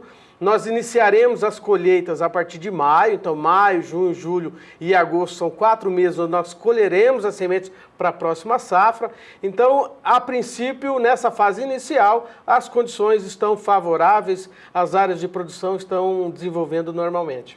E qual que é, na sua opinião, você já faz aí uma projeção para esse ano de 2018, para quem principalmente trabalha com pasto? Bom, ainda está na dúvida se a laninha vem esse ano, mas o produtor tem que... Já ouvi uns zunzuntos que vem, né? Pois é, então aí preocupa algumas regiões.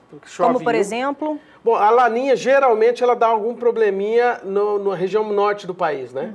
O El Ninho mais na região sul e a laninha mais na região norte. Então, o produtor tem que estar atento. O importante é um bom manejo, não fazer um pastejo muito intensivo ao ponto de fazer o super pastejo, manter a altura, obedecer às alturas de corte de cada forrageira para que ela volte a crescimento rapidamente. Lembrando que toda vez que corta muito rente ao solo e corta o ponto de crescimento da planta, ela leva muito mais tempo para se desenvolver. Então é importante obedecer à altura de entrada e saída dos animais, a altura das plantas, para que ele tenha um pasto sempre produtivo, sempre verde e sempre em crescimento e retornando para a área mais rapidamente. Isso é o que é o mais importante.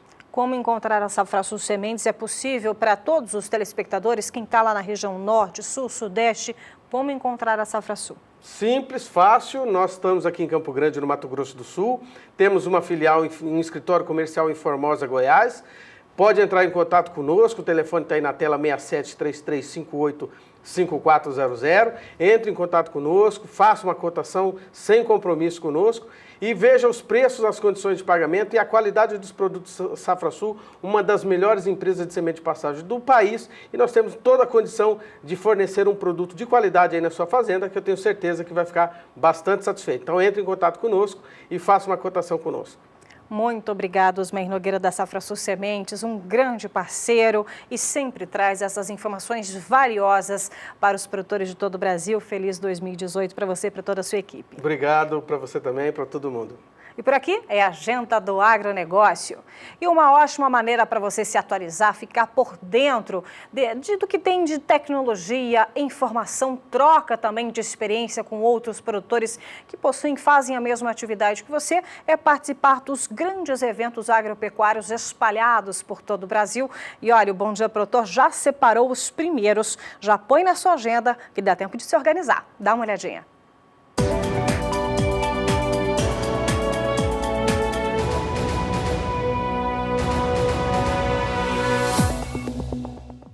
O O Showtech 2018 tem como principal objetivo reunir as mais relevantes tecnologias e informações para o agro em um só lugar de uma forma direta e aplicável a produtores rurais e agentes do agronegócio brasileiro, principalmente da região Centro-Oeste. Informações completas no site do evento www.portalshowtech.com.br. Uma estrutura de 720 mil metros quadrados está preparada para que o conhecimento seja compartilhado e os melhores negócios sejam fechados. A entrada e o estacionamento são gratuitos e lanchonetes e restaurantes estão prontos para receber os visitantes. A exposição acontece de 5 a 9 de fevereiro de 2018. Informações, acesse www.showrural.com.br.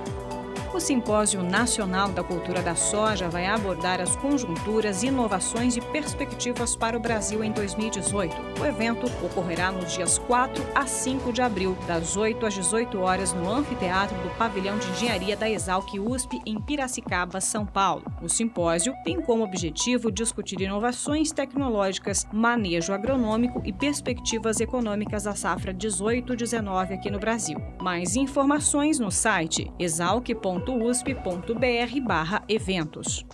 A Tecnoshow Comigo 2018 é organizada pela Comigo. A feira tem crescido a cada ano, tanto em número de expositores e de comercialização de produtos, quanto em quantitativo de visitantes. Em 2018, será realizada nos dias 9 a 13 de abril, no Centro Tecnológico da Comigo, em Rio Verde, no estado de Goiás. Detalhes no site www.tecnoshowcomigo.com.br.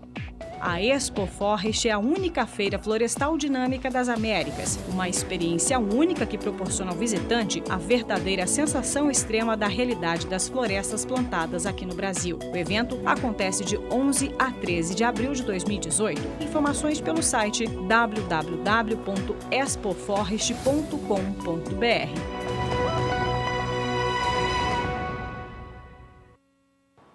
E depois de todas essas informações, é hora de intervalo comercial, mas é bem rapidinho. Você vai ficar com a mensagem agora de final de ano da nossa repórter Miriam Valadares. Eu volto daqui a pouquinho, 2 minutinhos. Olá, quero desejar a você um ano novo repleto de realizações. Muita paz, saúde e prosperidade. Feliz 2018!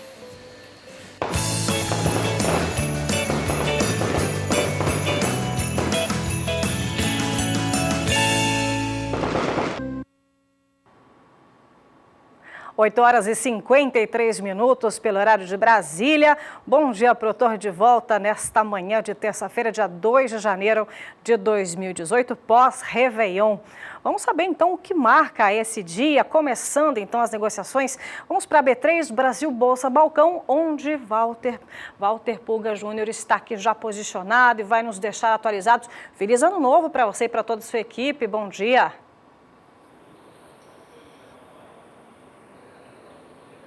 Bom dia a você, feliz ano novo a todos que acompanham a nossa programação, não é, Elaine? Mas, passado dia 1º, começa de novo a atividade aqui na Bolsa, né? Nem todas as bolsas operam hoje, nós temos as bolsas que estão ainda, né, nas festas de fim de ano, início de 2018, mas a informação já circula em todo mundo e você acompanha a partir de agora. Lembrando que o PIB do Brasil deve crescer 2% em 2018, e mais do que isso, vai impulsionar a economia na América Latina. A informação é da Comissão Econômica para a América Latina, o CEPAL, né?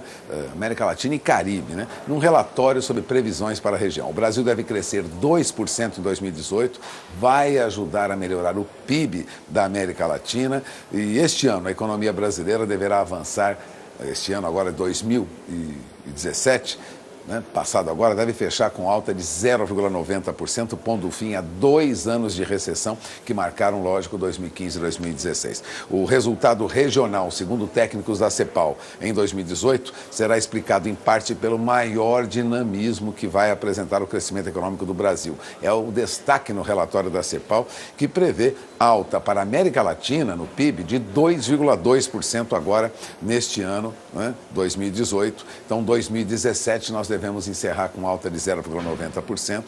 A América Latina vem acima daquele patamar de 1,3% previsto para 2017. Portanto, há uma visão positiva para a economia de toda a América Latina principalmente a economia brasileira. A avaliação do CEPAL é de que a economia brasileira está melhorando depois da severa crise dos últimos 2 anos, mas em 2017 os indicadores de demanda e produção ainda não mostraram um quadro de recuperação sustentável.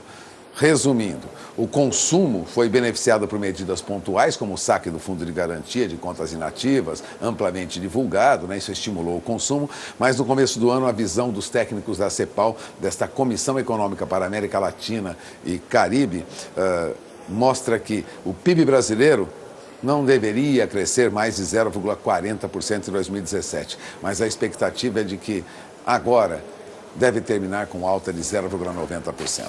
Bom, há também a queda na taxa de juros, que este mês, agora de dezembro, recuaram para a mínima histórica. Deve ajudar, lógico, a impulsionar o crédito, o investimento fixo, segundo esse relatório. Então, há uma visão positiva do Brasil. Aliás, essa visão positiva no começo do ano, ela vem também da indústria brasileira, né? Há uma confiança na indústria maior, as pesquisas indicam isso, e reforça a tendência de recuperação de investimento. Então, começamos o ano com uma perspectiva um pouco melhor. A melhora na confiança da indústria, num indicador de confiança que é medido pela Fundação Getúlio Vargas, chegou ao maior patamar em quase 4 anos, reforça aquela tendência de retomada dos investimentos do setor, ainda que essa reação seja limitada pela alta ociosidade, pela ociosidade das fábricas ainda. Bom, divulgado agora no final do ano, 1,3 ponto, ou seja, na passagem de novembro para dezembro agora de 2017, nós tivemos aí uma perspectiva melhor. Os industriais veem com bons olhos o que está ocorrendo. Se o índice de confiança melhora, lógico, isso traz uma perspectiva boa, a princípio, né, para o início deste ano. Não é a solução de todos os problemas, mas não há um pessimismo no mercado, ao contrário. Enquanto isso, amplamente divulgado, a Assembleia Legislativa de São Paulo aprova uma lei chamada Lei Segunda Sem Carne em bares e restaurantes de São Paulo. Uma lei que proíbe, né, carne em restaurantes e bares às segundas-feiras aqui no estado de São Paulo. A Assembleia Legislativa de São Paulo aprovou um projeto de lei de 2016 do deputado Feliciano Filho, que proíbe a venda e o fornecimento de carne às segundas-feiras em restaurantes, bares, lanchonetes e refeitórios localizados em órgãos públicos do estado de São Paulo. Bom, o texto prevê multa de R$ 7.500, dobrada em caso de reincidência, para estabelecimentos que descumprirem essa regra de servir carne às segundas-feiras. Diz ainda, os estabelecimentos devem deixar expostos em locais visíveis placas com as alternativas ao consumo de carne. Bom, o deputado está recebendo sérias críticas em toda a sociedade brasileira. Há uma movimentação já, principalmente em São Paulo, contra essa postura que atinge diretamente a liberdade do cidadão, a liberdade do comerciante, de quem opera com bares e restaurantes, e o direito do cidadão de comer carne quando quiser. Quer dizer, já mexe aí altera, né, a liberdade da pessoa, né, o que a Constituição prevê como garantia mínima, né, para a cidadania. É uma lei esdrúxula, escapou na Assembleia Legislativa de São Paulo por seguramente irresponsabilidade e acordos mal feitos por deputados, e haverá com certeza uma reação. Uma segunda-feira sem carne não tem o menor sentido. Aliás, esse deputado chama muita atenção por projetos polêmicos, muitas vezes sem o menor sentido, fora de noção, fora da realidade brasileira. De olho na informação, porque às vezes o deputado que você elegeu aprova e faz acordos para aprovar leis que prejudicam a sua vida, inclusive a sua liberdade pessoal, sua liberdade de consumo. De olho na informação. Bom, e vamos agora falar das principais bolsas do mundo, lembrando que os mercados da Ásia e da Oceania fecharam em alta nesta madrugada. Os principais mercados da Ásia e da Oceania terminaram o primeiro pregão de 2018 em altas firmes, né? Destaque para a alta de mais de 1,20% na Bolsa de Xangai, né? Veja o que está ocorrendo na China, você acompanha comigo agora. Nas principais bolsas da Ásia, Tóquio hoje é feriado, Hong Kong tem o índice Hang Seng com alta de 1,99%, Xangai subiu 1,24%, Shenzhen teve alta também, alta de mais de 1%, e Seul tem alta de quase 0,5%. Então, o mercado acionário lá na Ásia já vem positivo. E o que ocorre no mercado europeu? Bom, lembrando que os contratos futuros de petróleo operavam em alta durante a sessão na Ásia, né, influenciados pelo aumento aí de um otimismo também dos investidores com o petróleo. Na sexta-feira, agora, antes do final do ano, petróleo em Londres e em Nova York tiveram um nível de preço mais alto em 2 anos e meio. Portanto, o petróleo disparou. Há uma avaliação dos investidores no mercado de petróleo de que há evidências de crescimento do consumo de petróleo nos Estados Unidos e também na China, bem como aí a sinalização da OPEP, da Organização dos Países Exportadores de Petróleo, que haverá uma redução na produção dos principais países. Agora, os operadores do mercado alertam, no entanto, que os movimentos desses primeiros dias do ano serão ainda muito voláteis. Volume de negócios muito pequeno, lógico, os preços se alteram rapidamente. Agora, há pouco, o contrato tipo Brent para março subia para $66,89 o barril em Londres, ou seja, vou repetir, quase $67 o barril em Londres, na ICE de Londres, e na Bolsa de Nova York. O petróleo WTI avançava um pouco mais, 0,10%, já se aproximava de $60,50 o barril. As bolsas na Europa, você tem na tela do seu televisor agora, reagem com esses números. Há um movimento de queda, um ajuste negativo. Frankfurt tem queda de 0,83%, Londres tem queda de 0,42%, Paris recua também. Então o ano começa com esse movimento de baixa que nós temos lá na Europa. E nos Estados Unidos, lógico, também a perspectiva é de uma pressão, né? Alta no Standard & Poor's 500, que é um índice de referência no mercado americano, mas uma alta de 0,07%. Nasdaq, de outro lado, recuava 0,05%. Dow Jones Futuro até que tinha uma alta mais expressiva de 0,13%. Mercado misto, na verdade, com tendência de baixa lá na Europa, o que pode influenciar negativamente o nosso mercado aqui. Até porque nosso índice Bovespa encerrou o último pregão do ano, que foi na quinta-feira, dia 28, aos 76.402 pontos. Veja o fechamento da nossa bolsa na última quinta-feira. Nós não tivemos operação no nosso mercado aqui, mercado financeiro, no dia 29, terminamos no dia 28 aos 76.402 pontos, alta de 0,43%. Os principais índices de mercado de ações nos Estados Unidos neste dia, na quinta-feira, também subiram. Recorde de alta para índice Dow Jones, por exemplo, que eu citei agora há pouco aqui, que vinha de novo em alta. Uma perspectiva positiva no final do ano é o que indicavam os números no mercado de ações. Agora, se isso continua no início deste ano, é esperar para conferir.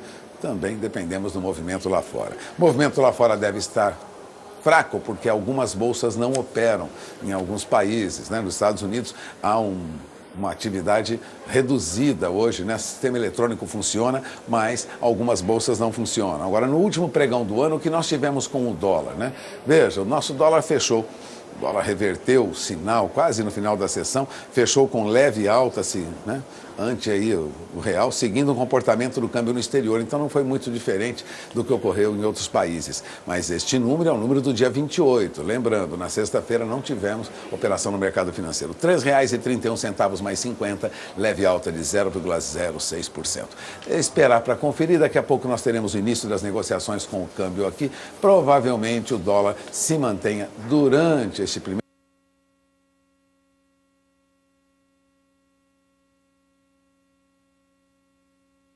Temos contato com o pessoal de São Paulo, com a B3 Brasil Bolsa Balcão, mas daqui a pouquinho nós retornamos para saber as primeiras negociações deste dia 2 de janeiro de 2018. Vamos mudar de assunto, vamos falar sobre clima. Atenção, você que é produtor e produtora da região sul do país. E este mês de janeiro deve começar aí com um predomínio de tempo mais firme, principalmente no estado gaúcho. Juliana Rezende, conta então para os telespectadores que estão aqui ligadinhos, sintonizados, dias mais quentes e as condições de pastagens, como é que deve ficar? É com você. Os pastos ainda devem manter ritmo lento de crescimento, especialmente no Rio Grande do Sul. Isso porque ao longo das últimas semanas a falta de chuvas já diminuiu a disponibilidade hídrica do solo aqui do oeste até o sul do Rio Grande do Sul. Agora, nos próximos 5 dias, tem previsão de chuva em grande parte da região sul, mas no Rio Grande do Sul é onde o tempo mais seco até predomina por alguns momentos e as pancadas ainda ocorrem de maneira intercaladas com dias de tempo mais firme. As chuvas são fracas, o volume é baixo, em torno de 15 milímetros. Durante a segunda semana, as instabilidades ainda seguem de maneira mais fraca, especialmente aqui no sul do Rio Grande do Sul. Chove forte entre o norte do Rio Grande do Sul até o Paraná. Durante o terceiro período, a chuva perde força na maior parte da região sul. As pancadas agora se tornam cada vez mais fracas e irregulares. Dessa vez, as pancadas se tornam fracas e grande parte do sul do Brasil deve receber acumulados baixos, em torno de 15 milímetros. Algumas áreas aqui do norte do Rio Grande do Sul e até da faixa leste do estado de Santa Catarina é que pode ter uma chuva um pouco mais forte, mas de maneira muito localizada. Então, ao longo das próximas semanas, o tempo seco até volta a predominar no sul do Brasil, especialmente no Rio Grande do Sul, por alguns momentos, intercalado com algumas pancadas de chuvas isoladas. Com isso, os pastos ainda podem enfrentar problemas de desenvolvimento, especialmente na metade sul gaúcha, onde os índices de umidade do solo seguem baixos. Daqui a pouco eu volto com mais previsão do tempo. Obrigada, viu, Juliana? Agora é hora de balanço aqui no Bom Dia Produtor para suinocultura. Atenção, você que trabalha com essa atividade, vamos passar a limpo como foi 2017, onde, aliás, de acordo com o CPEA, os custos de produção do suinocultor ficaram menores, por conta, principalmente, aí na queda nas cotações de milho e farelo de soja, o que deu um fôlego a agentes depois da crise em 2016. Apesar desse cenário mais positivo, as crises políticas e econômicas do país em 2017 afetaram o poder de compra do brasileiro, que esteve retraído do consumo de carnes durante o ano, principalmente no primeiro semestre. Já na segunda metade de 2017, a demanda doméstica começou a se aquecer e esteve bem ajustada à oferta de animais, carcaças e cortes nas principais regiões produtoras, o que sustentou os preços ao longo do segundo semestre. Balanço, portanto, para a suinocultura 2017, passando a limpo aqui no Bom Dia Produtor. Falando em suinocultura, veja as cotações.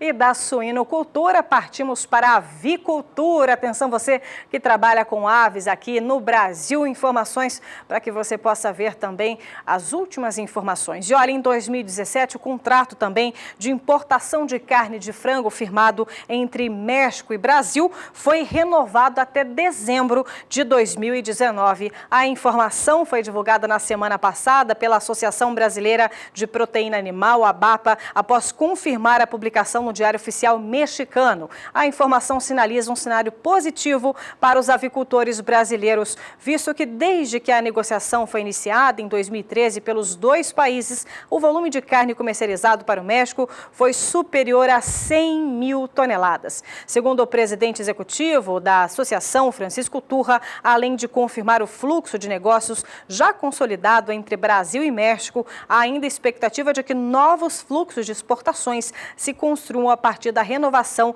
dessas cotas. A renovação das cotas de importação de carne de frango pelo México reforça a parceria estabelecida entre os dois países e confirma a confiança da população mexicana na qualidade da carne de frango brasileira. Mais uma conquista para a avicultura aqui do nosso país, então resultado firmado até 2019.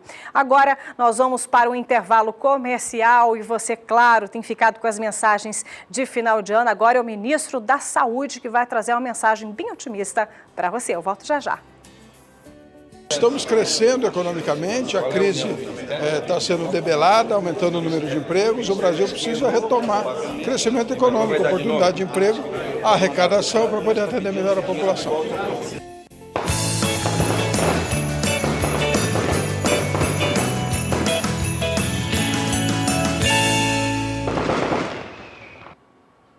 9 horas e 12 minutos pelo horário de Brasília. Para você, uma excelente manhã de terça-feira, dia 2 de janeiro de 2018. Começando um novo ano em companhia aqui da nossa programação, feita com muito carinho para você de todo o Brasil que está aqui ligadinho, com certeza, com toda a família reunida pós-Réveillon. Foi tudo bem aí na sua região, na sua cidade? Então, nós desejamos aqui, equipe do Bom Dia Produtor, que este ano seja bastante produtivo e com muitos bons negócios e, claro, sintonizado aqui na nossa programação da rede SBA. Vamos falar agora sobre clima. Atenção, você que é da região norte do país, onde as chuvas também devem ocorrer, principalmente na região, na metade sul da região norte. Vamos acompanhar com a Juliana Rezende, da Somar Meteorologia. Os pastos seguem com um bom nível de crescimento. É isso, Juliana? É com você.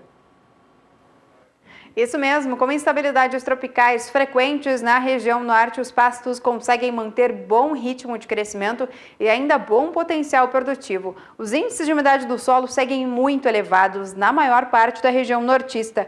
Aqui nessas áreas em rosa, a umidade do solo fica em torno de 90% até 100%. Agora, nos próximos 5 dias, tem previsão de chuva bastante abrangente na região. As pancadas mais fortes ficam concentradas no estado do Amazonas até o estado de Roraima. Os acumulados podem alcançar até 70 milímetros. Já durante a segunda semana, essas instabilidades tropicais migram aqui para a metade sul da região nortista. Tocantins, metade sul do Paraná, grande parte do Amazonas e também o estado de Rondônia é que devem receber as pancadas mais fortes. Já durante o terceiro período ainda tem previsão de chuva, de maneira até que bastante abrangente na região nortista, só que o volume de chuva agora é menor. As pancadas ficam um pouco mais significativas na metade oeste da região norte. O volume fica em torno de 15 milímetros, podendo alcançar em algumas localidades até 30 milímetros em 5 dias.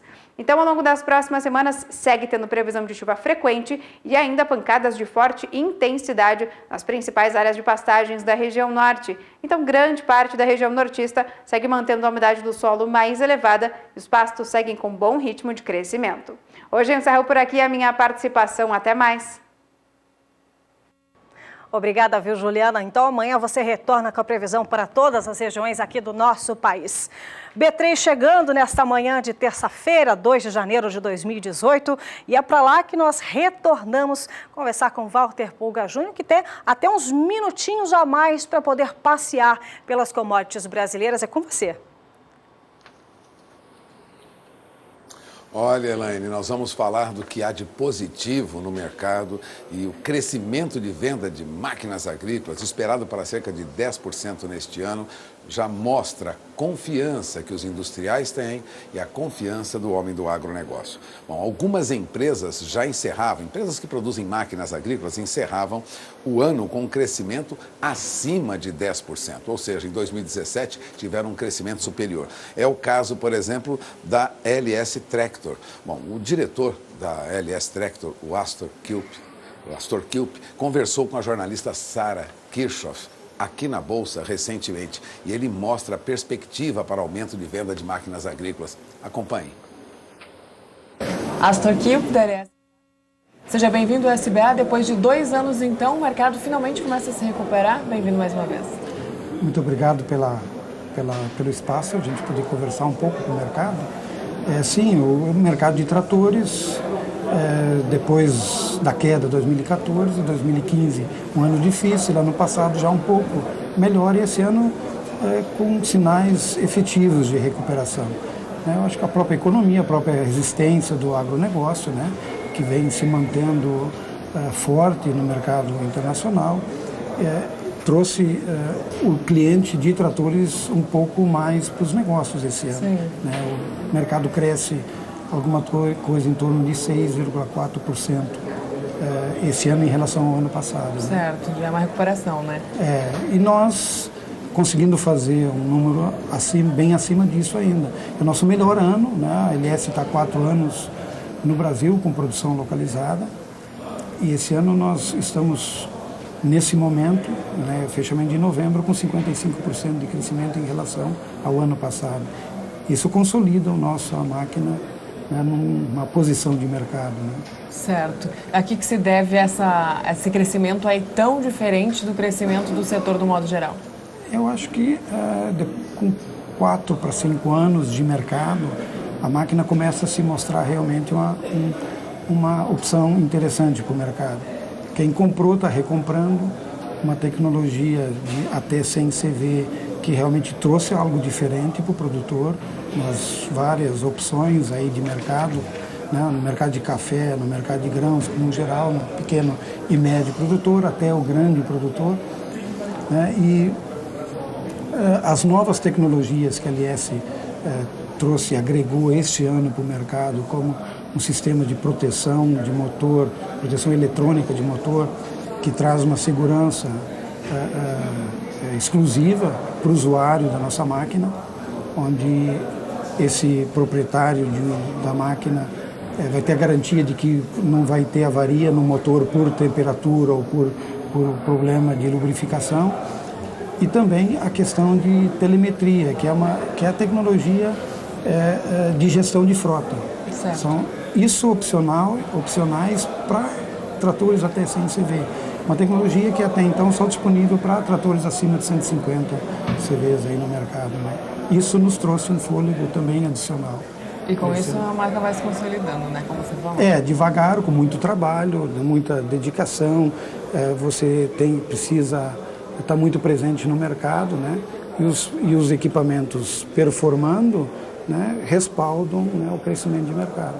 Certo. Astori, segundo a Associação Brasileira de Maquinários e Equipamentos, no primeiro semestre desse ano, o crescimento ele foi bem melhor do que a gente vem vendo no segundo semestre. E a que se deve isso? Vocês sentiram isso também? Isso é um movimento do mercado no Brasil, ele mais ou menos ele caminha dessa forma. Você tem no primeiro semestre todas as grandes feiras. Está mais aquecido o mercado. Exato, o mercado ele inicia mais aquecido e depois o fôlego decai um pouco, eu estou falando de tratores, né? Uhum. E a partir de outubro, setembro, outubro, já começam os negócios para colheita, né? E também para equipamentos que vão aplicar defensivos, né?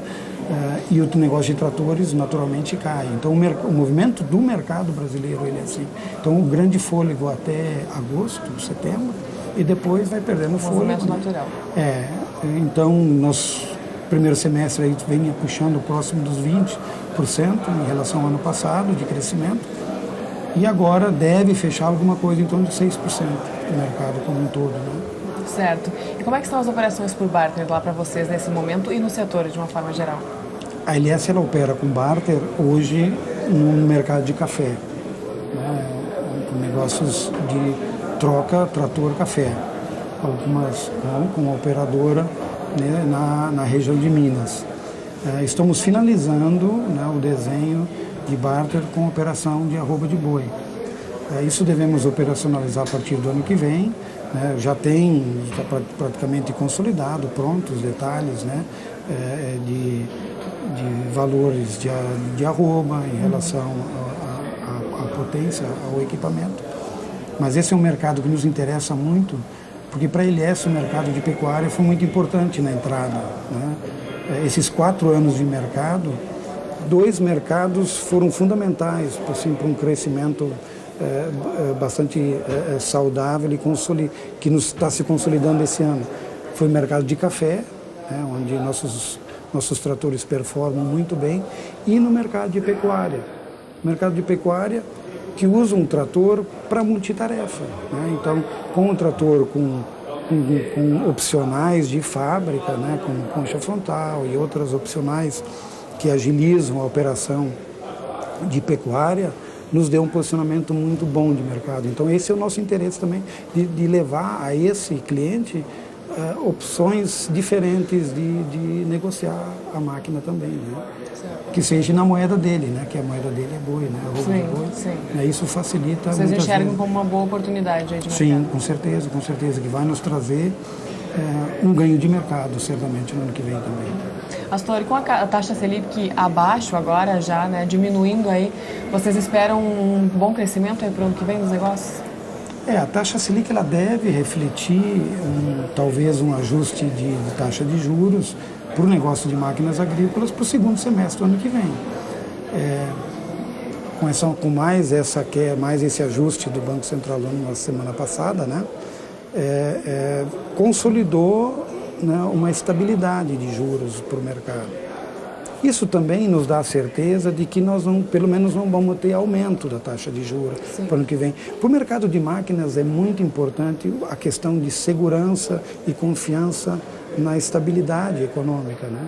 Então, quando o governo sinaliza de que dificilmente vai ter um acréscimo da taxa de juros, esse produtor rural que precisa continuar investindo em função da própria necessidade de crescimento que o setor impõe, ele se encoraja mais, ele vem mais para os negócios porque ele precisa investir, ele precisa continuar investindo, porque o setor dele está crescendo, né? Nós estimamos que um crescimento, na verdade nós não, o mercado brasileiro, o mercado agrícola brasileiro, ele mostra um crescimento acima de 1 milhão de hectares adicionais a cada ano. Sim. E isso precisa de máquina, precisa de equipamento para isso produzir economicamente bem. E para isso precisa de confiança, precisa de disponibilidade de dinheiro para investimento e assim por diante. Isso, se for olhar para um médio prazo de financiamento de um equipamento, 7, 8 anos, até 10 anos, isso nós estamos falando de 10 milhões de hectares a cada 10 anos. Né? Ainda mais sabendo que o mundo espera que o Brasil seja o principal player do agronegócio até 2050, né? Nessa missão de alimentar quase 10 bilhões de pessoas. Eu acredito que ele já é o principal player, né? Nós somos primeiros na pauta de exportação de N commodities, né? Sim.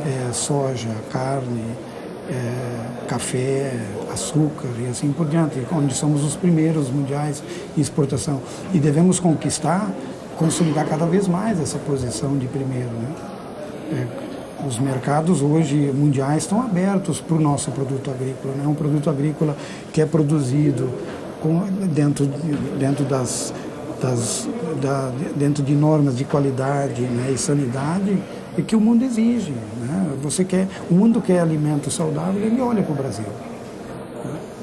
E a tecnologia, aí ela aparece de repente no primeiro lugar, né, dos requisitos para que a gente realmente consiga cumprir aí com todas as missões que estão sendo dadas. O Brasil ele vem dando nos últimos anos um passo muito importante na disponibilidade de tecnologia igualitária aos outros produtores do mundo. Hoje no Brasil o produtor ele tem na sua mão a mesma tecnologia que o produtor americano e que o produtor europeu tem. E quando ele se propôs a vir para o mercado brasileiro, ela tinha um espaço no mercado brasileiro de falta de tecnologia, de melhor qualificação para tratores abaixo de 100 cavalos. Né? Foi onde a LS se consolidou já nesses primeiros 4 anos, de oferecer em tratores abaixo de 100 CV uma tecnologia até então só disponível para tratores acima de 150, como uma telemetria para gestão de frota, cabine de fábrica com trator de 65 cavalos. Nós somos hoje o único fornecedor que oferece uma cabine pressurizada e climatizada de fábrica para esse produtor, tanto de café como de grãos, aquele pequeno produtor que produz leite, produz porco, produz frango e assim por diante. Porque a cabine de fábrica, ela vai dar uma condição, uma qualidade de vida para esse produtor rural permanecer com a sua família na atividade. Sim, aí já ajuda também na questão da sucessão familiar, né? Que é um problema. Claro, o jovem exige isso. E não tem mais como fazer agricultura se você não tem, porque a cabine não é só conforto, ela é segurança. Hoje, por qualquer atividade agrícola, você lida com defensivos, que são necessários para conduzir a cultura, né, contra as infestações, tanto de pragas como de insetos e assim por diante. Na lida com esse produto, uma cabine pressurizada, que garanta um ambiente seguro, sem a mínima possibilidade desse condutor, dessa máquina ser atingido por uma névoa do defensivo, é fundamental, né? É fundamental para a vida do produtor. Né? Como você vê, perspectiva né? Uma expectativa positiva para aumento de venda de máquinas agrícolas. Agora, vamos para a cotação dos principais produtos agropecuários. Você já comentava agora há pouco, Elaine, que nós passearíamos pelos preços, pelos valores, né? Nós encerrávamos este ano com o café recuperando o preço no mercado. Ainda na quinta-feira, nós tínhamos preços abaixo de $1,25 por libra-peso para alguns vencimentos, principalmente vencimentos de café arábica negociados na Bolsa de Nova York. Agora, veja o fechamento, os últimos números da Bolsa de Nova York para café arábica. Você acompanha comigo, você tem na tela do seu televisor. Veja, contrato de março já encerrava acima de $1,27, já vinha com uma alta acentuado, o mercado já vinha trabalhando. Veja que há uma perspectiva positiva para o mercado aí. Nós temos na Bolsa de Nova York aí alta para $1,27 por libra-peso o contrato de maio. Na quinta-feira estava abaixo de $1,25. Então veja que a recuperação é bem acentuada. Nós temos a Bolsa de Londres, nosso diretor mostra para você agora a Bolsa de Londres, negociação no mercado futuro lá. Bolsa de Londres, agora há pouco, a última informação. Contrato de café robusta para janeiro a $1.730 a tonelada. Veja que é uma recuperação para as cotações do café, alta de 12 até $16 por tonelada. Então temos aí um movimento de alta no mercado, né? Movimento de alta que vem no esteio aí de altas que já ocorriam na semana passada. Enfim, uma recuperação para as cotações do café. Nós tivemos na quinta-feira, antes do final de semana prolongado, uma alta de 35 centavos de dólar por saca para café arábica negociado aqui. Os primeiros negócios nesta manhã, você tem na tela do seu televisor, acompanhe agora. Olha, alta de mais de 3,70% para café arábica negociado aqui. O mercado reage, né? Veja que o contrato de março vai a $159,95 a saca, sobe mais de 2%. O café recupera preço também aqui na B3.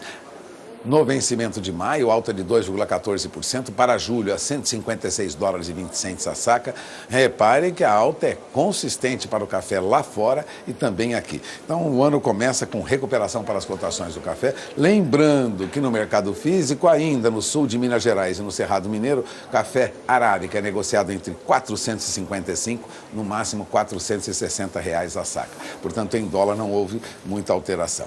E que no indicador CPEA, nós tivemos uma queda no mês de dezembro de 2,10% para café arábica e uma queda de quase 4,40% para café robusta. Portanto, há uma pressão sobre as cotações do café que as bolsas agora começam a reverter.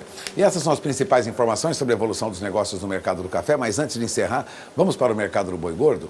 Vamos para o CPEA? Boi gordo apurava na última quinta-feira que, em média, boi gordo era negociado a R$146 arroba, é o que você tem na tela do seu televisor. Repare que há uma recuperação no dia 27, mas em seguida uma baixa no dia 28, né, para R$146 a arroba. Bezerro negociado no Mato Grosso do Sul, o levantamento do CPEA mostrava este número que você tem. Ela, em média, R$ 1.171,41 por cabeça. Portanto, nenhuma surpresa para quem trabalha no mercado de boi gordo sob pressão, bezerro com alguma recuperação.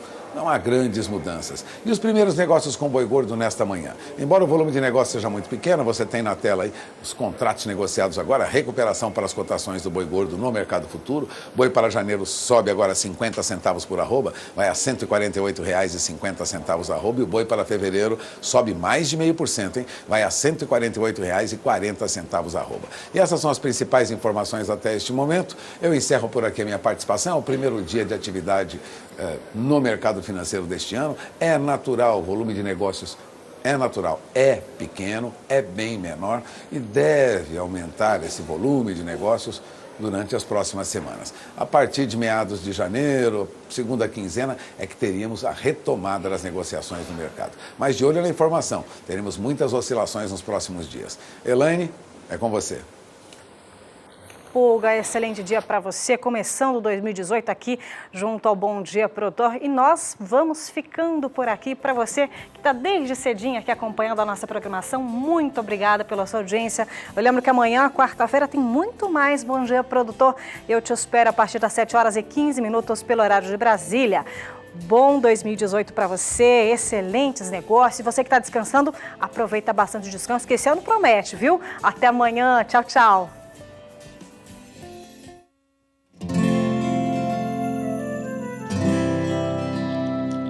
Acorda que o galo já cantou e o sol já vem fazer brotar mais um novo dia.